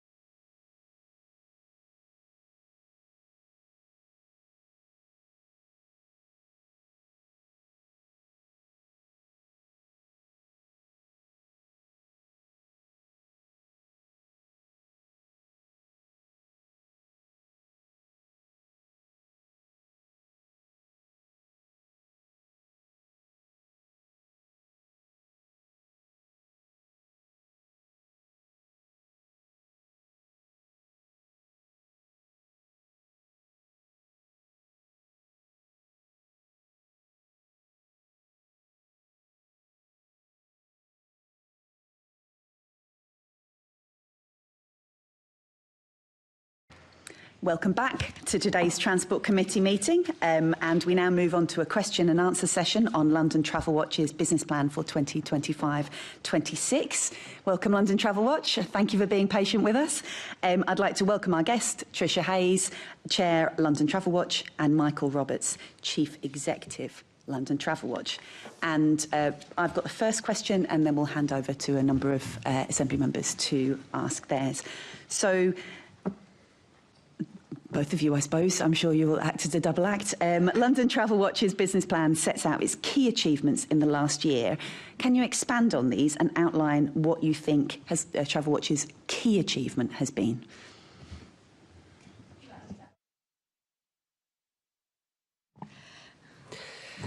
I'm loath to pick one. I've probably got a joint first between three, if I'm allowed that. In terms of our most significant achievements, in no particular order, the work that we've done on Euston, raising awareness of that, and the subsequent commitment by Secretary of State and the rail industry to an action plan to address the problems of that station. And I choose that one, I think, just because of the immediacy of the impact of our activity there. The second of my three would be the holding jointly with TfL of the Personal Security Summit a few weeks ago, and it was great to see a few of the Assembly members from this committee present there. Why is the first of its kind, we believe, in terms of the range of community groups that were involved in that particular event to talk about personal security on the transport network. And the third I would pick out is the report on recommendations to improve the quality of bus journeys. And the reason for picking that one is because although in many respects the issues are not new and the recommendations are not new, the importance of getting bus journeys right is critically vital in London, because it's the most commonly used form of public transport. And I think it's given us an opportunity to kind of reignite the debate about the need for action. So those would be my top three. Am I allowed to add another one or two? Absolutely. I'll be very quick. So I completely, hello everybody, I completely agree with all of those. And I think it's the things that Michael has talked about are all things that have come to fruition within the last few months. So I'm very proud of the way in which London Travel Watch, having had 2 election periods to navigate this year, the acceleration of the pace of delivery and the impact just in the last few months has been really impressive. And I think the things that Michael has described totally do that. The 2 things I just wanted to add really quickly are, first, the fact we've onboarded 3 new board members that, Chair, you helped us recruit under the last committee, who are already having a big impact in terms of the challenge and the constructive support they're giving us. And then finally, I'm always proud of the case working that we do in the team. We don't talk as much about that, but every single week we sit around a room hearing stories of how Londoners have had justice supported by the work of our team and have found themselves helped to get out of very tricky situations. So I always want to mention that anytime I'm asked that question. Thank you, Chair. Thank you. That much appreciated, that overview. Assembly Member Russell. Thank you, Chair. So the business plan is shaped around similar themes to last year. You've kind of contracted a few and made a few kind of reduced the number overall. But what, if any, are the major changes set out in the business plan that you want to draw to our attention? Sure, I'll start on that, and then I'll hand over to Michael to kind of colour it in a bit. So as you'll be aware, this is I'm 10 months in now as chair, and Michael's just heading up for year 2. So we had a little bit of a period of reflection between us on how we built the business plan last year and what we'd learned in the process, and we talked to our new board and to our stakeholders. And there were some really important reflections that came out of the process. I think the first one, which is one of the design principles for the plan, is that the things that we thought were important last year and that we discussed with the committee last year are still really important. And in the 12 months since then and between then and now, we haven't solved them. They haven't been solved. So I think it's, as an organisation, we're kind of embracing the thought that we're every year having a different set of things we're doing, but in pursuit of a pretty consistent set of goals to support how we want things to be better for people to travel in London. I think the other thing that we really learned this year is when we're building our plan, we need to make sure, as a relatively small team, that we leave ourselves the space to respond to the way the world evolves. So Michael's example of the work we've done on Euston is a really good example of that. You might have seen just in the last day or so, Michael has published a blog on the government's new integrated transport strategy, which flies a flag for London within the future work on that. So we need to build a plan that keeps going on the stuff that will continue to be important while giving us the space to deal with things as they emerge. And I think that's the sort of principles that we've adopted in building the plan. And just to build on the theme of perhaps being more realistic about what we can achieve in a year, given that we're trying to balance, moving some big issues on the one hand, and at the same time being relevant and addressing kind of things that emerge, which may be a bit more specific, like Euston. I guess one aspect of this year's business plan, which is a bit different to last year's, is that we're not committing up front to a large number of major new reports. They are very resource intensive for us, and by committing up front to doing more than 2 or 3, there's a risk that we create an expectation that we can't meet, because actually stuff happens in the intervening period. And it would be a shame for us to risk not being relevant because we've committed to do a big flashy report, which might tell us something really new, but on the other hand risks us not kind of engaging with the issues of the day. So that would be another, very specific thing. Fewer big new reports. We do want to do some research to back up what we're doing, but more focused on the stuff hopefully that's going to crop up during the year. Thank you. It sounds like a sensible business plan to me. I've just got a couple of tiny little questions just about your the particular themes that you're going for. The using your membership, the Healthy Streets Advisory Group. Just wanted to put in a bid for crossings where people get on and off buses, crossings of main roads, because very often people have, in terms of the accessibility of a bus stop, being able to, if you come home and you're the other far side of the road and you've got to get across the road, very often there's quite a long walk to find a crossing, and whether there's anything that can be thought about in there around healthy streets. And then the other question I wanted to just ask was on theme 3 for more accessible, inclusive and secure transport. You've very kindly said that you want to ensure that TfL delivery of Equity in Motion reflects this committee's priorities. And I just wanted to double check that we might be wrong, and would you be challenging us if that was the case? God forbid that would be the case, but were it to be so, then I think in the right way we would want to flag that up. However, I haven't followed all of the committee sessions on the accessibility inquiry so far, but the one that stuck in my mind was the one where you had witnesses from Network Rail, and I thought it was a fantastic session, because actually the kind of insights that some of the things.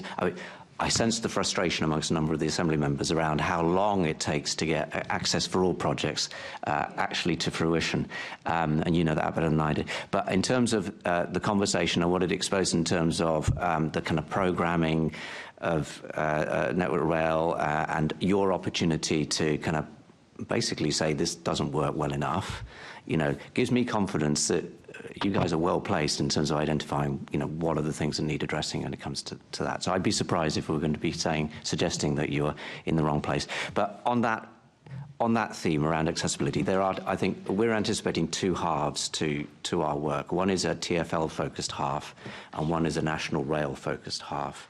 I've just talked about, for us, access for all, how it can be speeded up, how it reflects the audit which has been held of all 2,500 rail stations across the country, how it reflects that, but actually then delivers something, is really important, and we want to give that some focus as it relates to the London area.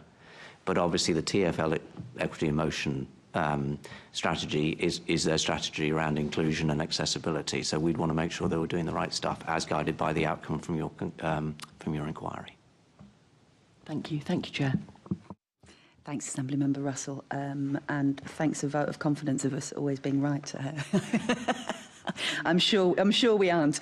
Assemblymember Prince. Thank you. Good afternoon. What does London Travel Watch see as the biggest challenge for this year? You can fight each other or decide which one of you wants to answer that. I'll Perhaps start. I mean really next year, I suspect, actually. Probably not much more you're going to be challenged on for the rest of this calendar year. Yeah, certainly one of the biggest challenges, I think, is the extent to which the debate that's going on around national rail reform, whether that works for London. And I would sort of extend that a little bit, and it's not just the national rail reform agenda, but also the proposals for an integrated a national integrated transport strategy, assuming that that continues to be taken forward now that we've had a change in Secretary of State. I mean, for me, the headline, Tricia referred very nicely to the blog that we've just published this week. For me, the risk around, for example, the National Integrated Transport Strategy is that if you read the previous Secretary of State's speech, which launched that event, reasonably enough, it was very much focused on how can an integrated strategy work, in particular for the metropolitan regions in England, across the country. And our point is that that's fair enough, because other regions, frankly, would give their eye teeth for some of the transport benefits that we have in London, but you can't forget London at the same time. So whether it's about, securing long-term capital funding for TfL, whether it's about the interaction between whatever goes on national rail reform and the rail picture in London, whether that's devolution or whether it's fares reform and how does that interact with the zonal fare structure that TfL has, all of these issues, it's really important that London's needs don't get overlooked in that national transport agenda. So for me, that's an important, it's a kind of, there's a risk that it's esoteric because it's about policy making and it feels kind of up there rather than about, whether crossings, at busy roads are in the right place in London. But if we don't get the design right in a way that reflects London's needs, then I think we'll regret it in time. And the challenge is, for a small organisation like us, finding the right way alongside others in making sure that London's interests in those national debates are being reflected properly. And we can do that through partnership with Transport Focus, obviously our sister watchdog, but I think we'll also need to look to other partners, whether they're politicians at London level or nationally, to act as message bearers for some of the issues that we flag. Tricia, do you want to add to that? So just really quickly, I mean, I completely agree with that. And if you look across the rail reform agenda and also the bus reform agenda, there is definitely a job for us to do in flying flag London completely. And there is a risk that London is seen as being not a necessary subject of attention when it actually is. But for me, I think what that does is exemplify what is always our biggest challenge as London Travel Watch, which is setting the right balance between not being afraid to say the hard things and then getting our hands dirty helping to solve the problems. And that's the question that we're constantly challenging ourselves around, which is, how do we get the right balance between not being afraid to tell the truth and call things out when they're not good enough, but in a way that gets us in the room and helps us be part of the solution. So I think that was a big challenge last year. It'll be a big challenge next year. It'll be a big challenge for the years to come. Now, I think that's a very good point, actually. We know that London buses are putting 50 people a month in hospital. What do you believe TfL should be doing differently to significantly reduce that number?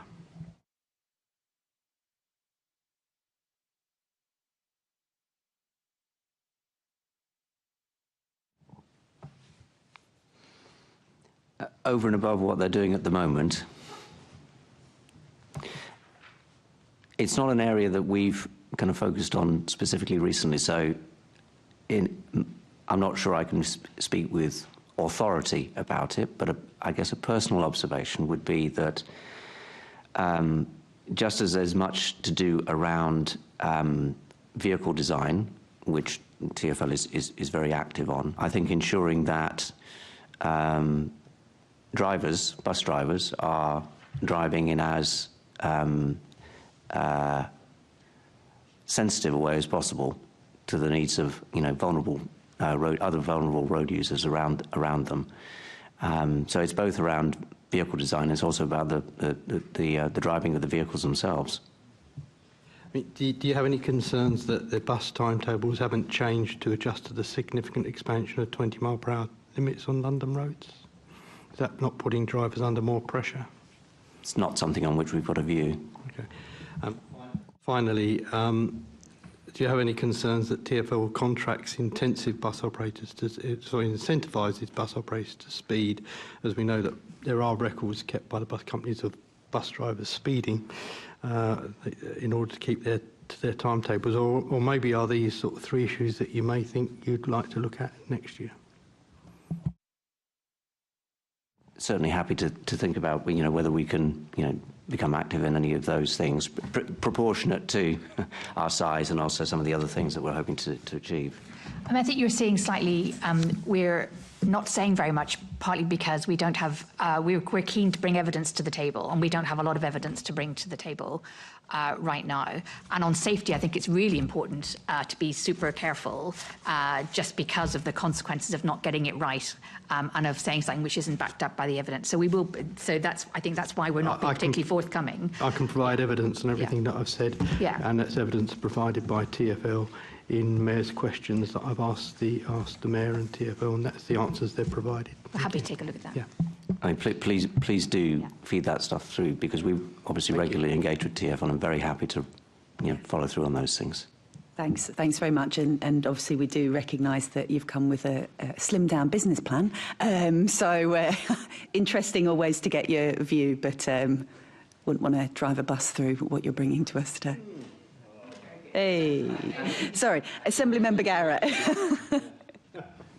Yes, actually, just partly to continue or to highlight the point that Assemblymember Prince was making. You don't have to tell me your name, Keith. I can remember your name. It is, and it's written here, just in case I forgot. Forgot Wango. Thanks, Keith. Whoever you are. Just on a serious point, on the bus safety point, I think I know that you sometimes commission or carry out sort of research projects on particular points of view. I think for me, the thing that's, when I look at safety cultures in aviation, in rail, in bus, the thing that I think is present in the first two and is missing in the third is the concept of human factors. The fact that a person is not a machine, but is a sort of, they're not a sort of squidgy robot. They're a person who reacts to stimuli in different and sometimes predictably irrational ways, and the environment that you create, the amount of rest and the shift patterns and so on, all of these things influence the end result that you see in terms of good, consistent decision making for safe outcomes. And the perception that I have is that that's not really taken on board, I think, in the bus world. And so often drivers are put in a position where it's very hard for them to do the right thing. There's timetable pressure, there's very busy roads, there's lots going on. There's, maybe a radio operator telling them to try and catch up with the people in front. There's, lower speed, all these things going on that aren't really part of the design of the bus. I think TfL likes to focus on, we've got a new bus with bigger windows, great. But if you haven't really taken into account the human factors of performance on the driver, anyway, that's a suggestion for a future piece of work. You may or may not have thoughts on that, but I think that's a missing piece. Where we most see something of that sort is actually through our appeals casework, and actually one of the biggest areas of complaints that relate to TfL services relates to bus driver behaviour. Now, that's not necessarily about safety-related behaviour. It's more about the interaction between the passenger and the bus driver. But bus drivers may be, missing a stop or not providing enough information where a service has to be curtailed, et cetera, et cetera. So, I mean, in that sense, it's unlike a different dimension of the same issue, which is that human interaction is a key feature of the experience of using buses, and we particularly see it in that respect. And actually, it's one of the most challenging areas of our appeals work when we go to TfL to raise issues on behalf of passengers, because it's the area that often proves the most difficult on which to achieve some progress and change, precisely because you're dealing with humans. Yep. just on that same point about this sort of research that you do, you recently did a piece of research into bus speeds, which is quite interesting. One of the things, for me, I'm interested in the thing that is missing rather than the thing that is there. Often that's one of the most important things. And one of the things that I don't know whether you chose or for whatever reason wasn't included in that was the reduction in speed limits, which to the average Londoner on the Clapham omnibus, they might think that a lower speed limit is a reason for a lower bus speed, and yet that wasn't covered in your report. Do you have thoughts on why that wasn't in there? Not through any design, that's for sure. And I think that for us, I think we recognise that our research might not have necessarily covered all of the angles, but what was important was that it reignites the conversation with TfL about what on earth is going on the network that is preventing journey times from being lower than they are at the moment. And although our relationship with TfL is constructive and there is a very open relationship, actually, the response we've had, the reaction we've had to our report has been very helpful in that they're saying, oh, okay, you're touching on a lot of important points here. We do wish to engage. We have a meeting with Director of Buses very early in the new year. And I think it gives us the opportunity, obviously, to cover the stuff that's in the report, but also to cover some of the stuff where we're perhaps a little less cited on what the evidence base is around the stuff that's affecting journey times, including, as you said, the changes in speed limits. So we would hope to pick that sort of thing up in the conversation subsequently, which is due to happen. Okay. I think that was it from me. Thanks, Chair. Thanks very much. And Assembly Member Bukhari. Thank you, Chair. My question is on the flexibility of your business plan. And the potential for you to change it. So there is hopes for a survey to the public's priorities before the end of 2024-25. I've also seen that there's going to be a digital exclusion mystery shopping exercise as well. I'd love to know more about that too. So tell me a little bit more about that kind of flexibility that you will probably need to put in place with those new surveys coming in. The digital exclusion mystery shopping has been concluded. The fieldwork has been concluded. Bless them, many members of the team, and indeed one or two of our board members, have been out mystery shopping on the network from the point of view of how easy is it to use if you may be somebody who feels digitally excluded, but we haven't yet seen the results of the field work. So it's far too early to say at this stage what that might lead to, but our instinct is where the mystery shopping identifies areas which are part of a poor experience for passengers, that we will want to follow one or other of those things. But at this stage I genuinely can't say what those are because we haven't had the results back. If I could just chip in, I mean, having been one of the board members who did some mystery shopping, I would absolutely have to say this was a hugely educational process for me, and I think for the other board members who did it as well. I think we all had journeys which we were quite used to doing, travel that we had every day, and going there with a very structured task of thinking, how would this be if you weren't so familiar with the system, if you wanted to find assistance, if you wanted to pay with cash, if you got lost, if you needed to get to a platform that you don't normally use, if the lift was broken. This was, I think it's a really great piece of work, and it's a good example of us having a thread and then just continuing to work it over a number of different moments. So it's obviously, we had our big publication on digital exclusion, and it's great to just keep coming back and checking in with how has the system evolved, what are we seeing now? And doing a bit of that in person was really very educational. I mean, I think we'd love to know more about the digital exclusion shopping experience, because the learning from that will be really fascinating. And I'm pleased that you're also going to be looking into our recommendations as well from this committee, because I think that's going to feed in as well. And the things that we've been talking about, particularly even in this meeting, is that need for that lived experience within TfL. Do you think that that's something that you could be also having within the way you work, to have that that identified lived experience through people who are going through, the challenges of somebody who's disabled going in through the system? Is that something that you could do more work on with London Travel Watch as well? Only last Friday, myself and all of the team had a half-day training on disabled inequality needs. So understanding the world from the point of view of disabled people using the transport system. And we're following that up with an on-site day training with somebody with lived experience taking us through what is it like to go from point A to B on the public transport network. We've been told in advance we have to try and plan the journey from A to B in advance, and I think what that's going to expose very, very quickly is just how difficult that is, let alone then actually undertaking the journey. So, I mean, it's a specific way in which we are trying to kind of understand more directly and to be able to kind of empathise more directly with those members of the public who've got, particular needs when it comes to using the transport network. You mentioned the survey, but I can come back to that. No, I mean, just coming back on your other question about agility and the business plan and for change. I mean, I think one of the advantages of being a relatively kind of small organisation and having left a little bit of space in the business plan is that we can move quite fast when we need to. And I think sometimes we are, we're very good at spotting when we need to be active on something really quickly. So, I mean, definitely that's the intention in the way that we built the business plan. But we could talk about the survey more specifically as well. And I'll try and be brief. So the last two occasions on which we've surveyed the public took place in 2020 and 2022.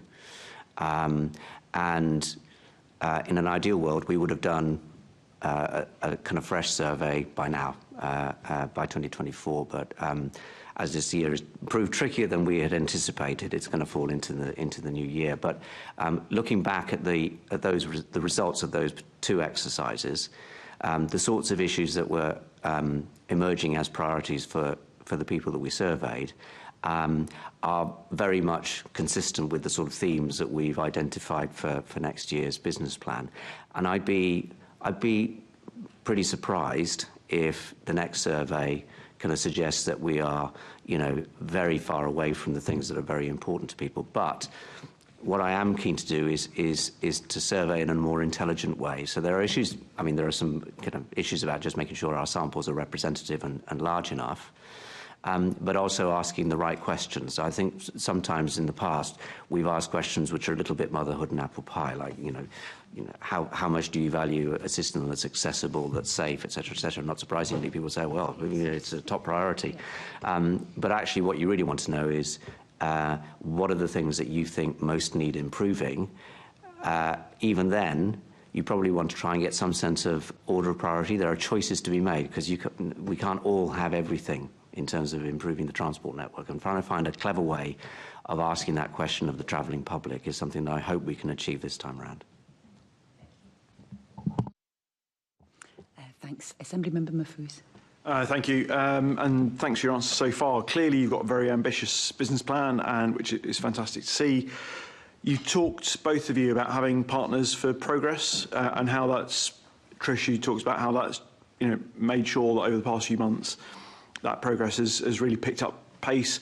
Michael, you've talked about one of those big successes being Euston Station, the pace at which that's been being transformed and being taken seriously going forward. That, of course, is always tempered with the challenges of finance, and you've said within your business plan that it's based on funding which combines the same level of grant as in 24-25, with a provision to fund the next annual GLA pay award for London Travel Watch staff. So, do you feel that level of funding is sufficient? Yes, I mean, of course, I'd love to have twice as many people working in the organisation as now, because we could do many more things.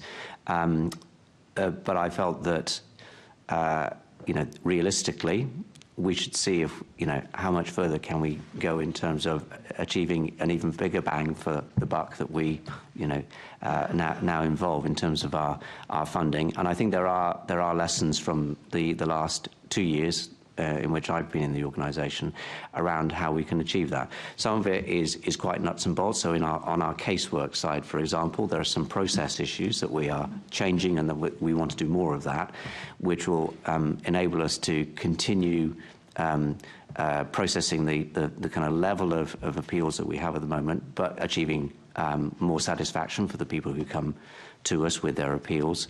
I think in terms of the campaigns and advocacy part of our organisation and the communication side of the organisation, I think being smarter in how we plan what we want to do will enable us to achieve more effect, more impact within our existing resource. I'm very, very mindful that at the end of the day, we are funded out of the public purse, and we need to show, we have been responsible, and under my predecessors we have been very responsible, but we constantly need to kind of meet that requirement. And I think this business plan strikes the balance between continuing to show value for money while achieving hopefully greater impact. If hopefully we delight you by the time we come around next year, we might be able to convince you to allocate a little bit more resource to us, and we can achieve more. But let's cross that bridge when we get to it. Thank you, Michael. A very admirable approach there. And were there any areas of work that perhaps you have excluded from the current business plan on the basis of the financial constraints that you've got? Well, I'm very conscious that if I look at those themes, one theme that isn't there is safety. We were talking very specifically about bus safety. So, in an ideal world, we might say, well, given that people are killed, passengers are killed on the network, and we should be aspiring to Vision Zero. That in an ideal world, that should be an area, that would be an area in which we would focus. As ever, the trick would be to identify what specifically would be the value that we could bring to that. But for me, that feels like a gap. I think, other than that, I think the areas are the right ones, but within each of them, it would always be nice to be able to do more. We talk about, for example, under better transport services, that one of the things we want to do is to spotlight those parts of the public transport network which are potentially most at risk of service deterioration or service failure. And as an example, we've identified the Bakerloo line. So at the moment, Central Line has been on a radar screen. Euston has popped up. But looking ahead, Bakerloo line feels like the next Central Line. So, reference was made in the previous panel session to the age of the Bakerloo line trains. Even if the go-ahead is given, miraculously in the next few months, those trains, the existing trains, are still going to be in service until the end of the decade at the least. So the prospect is that service is going to deteriorate, and our ambition is well, obviously we want to try and get the investment as soon as possible, but in the meantime, there needs to be a plan to manage that. So the conversation we want to have with TfL is, what's the plan to make sure that those parts of that part of the network is going to deteriorate further? But there are probably going to be 5, 10, 20 other examples, whether it's the bus network or the trams or another one, tube network, and it'd be great to, be banging the drum for something to be done on all of those. At the end of the day, there's going to be a limit somewhere. But yeah, those would be, there'd be lots of other examples of that sort that we could take on if we had more resource. It's such a huge landscape, isn't it? It's a massive landscape. And Michael does quite regularly have to tell me to get a grip. Because there are just so many more things, so many things that we could do. But I do think the scale at which we operate is an advantage. It does help us be agile. It does force us to think really, really hard about where are things we actually feel we can make a practical difference. And it does drive us into partnering and making sure that we aren't duplicating or contradicting stuff that other people who are better placed to do things are already doing. So I think it is a strength, although, we are ambitious for the organisation. We want to make change. So we're always going to be asking ourselves that question. Thanks very much. And just to say, I think the discussion about flexibility and discussion about sort of cutting your cloth, I think the last couple of months with the sort of long-term work on the bus report and at the same time reacting to Euston is a really good example of what the organisation has done. So, all credit to you and the team for that. Assembly Member Garrett. Thanks. You mentioned just now, Michael, that you're conscious that you're funded by the taxpayer. And I think, obviously, that reflects all taxpayers across London. And I think about some contentious issues which have been very divisive. Expansion of ULEZ into outer London, where Travel Watch took a particular point of view on an issue that divided opinion. Part of that same consultation, Travel Watch took a particular point of view on road user charging or per mile charging, which was obviously a divisive and contentious issue. And I look at your social media footprint over the last few months, You've retweeted individual politicians, for example, political parties, and it seems to skew in one direction more so than another.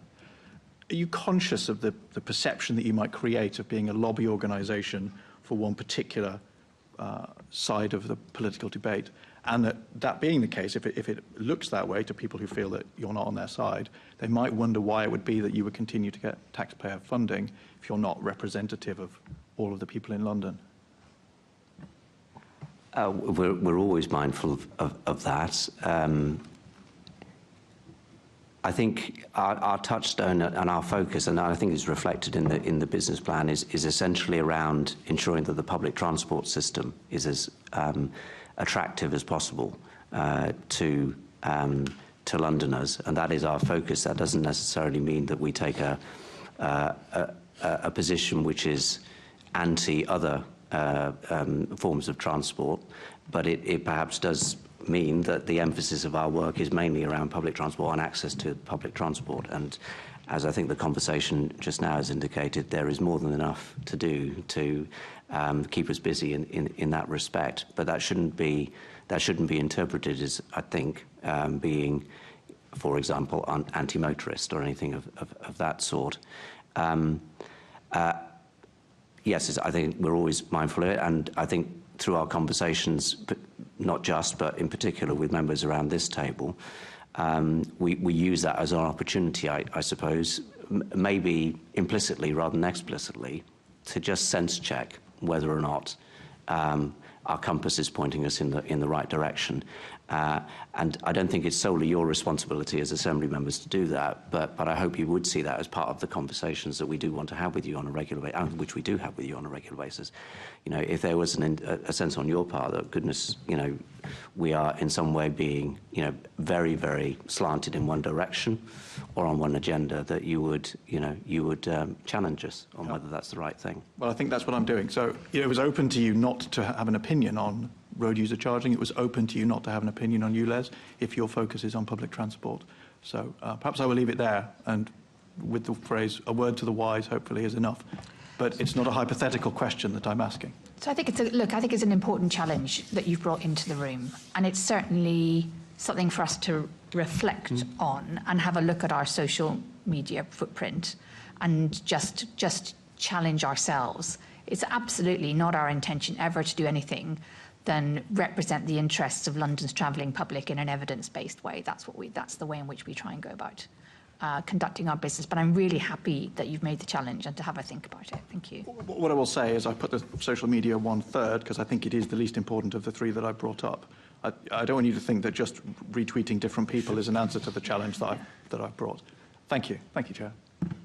Thanks very much, and I think that's also a challenge to all of us to make sure that we engage with you, and it would be really good to talk outside this meeting about how we can really strengthen that relationship between us, because you're a really important organisation in terms of what you do. So thank you. So I'd like to thank Tricia and Michael for attending today and for their answers to our questions. The committee does have just a couple of items of business to deal with, so feel free to leave or feel free to stay there, either way. Can I ask the committee to approve London Travel Watch's proposed business plan for 2025-26 as set out in Appendix 1 in the agenda report? Agreed. Can we note the work programme and meeting dates and the additional activity undertaken since the last meeting, namely the informal roundtable held with Inclusion London? Noted. The next meeting of the committee is scheduled for 22nd of January 2025 at 10 a.m. in the Chamber, City Hall. And there is no urgent business. Thank you. The meeting is now closed. Thank you.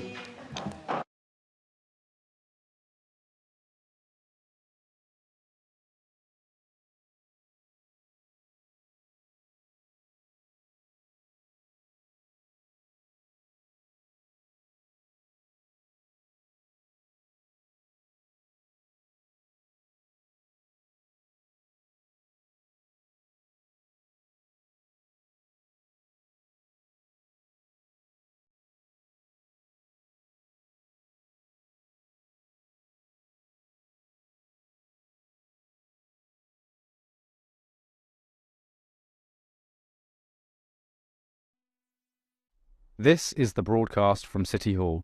the home of the Greater London Authority. Please stand by.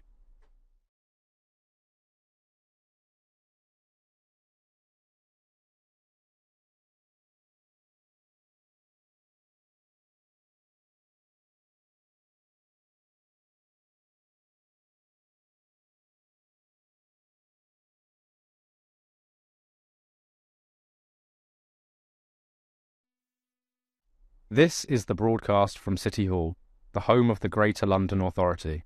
Please stand by.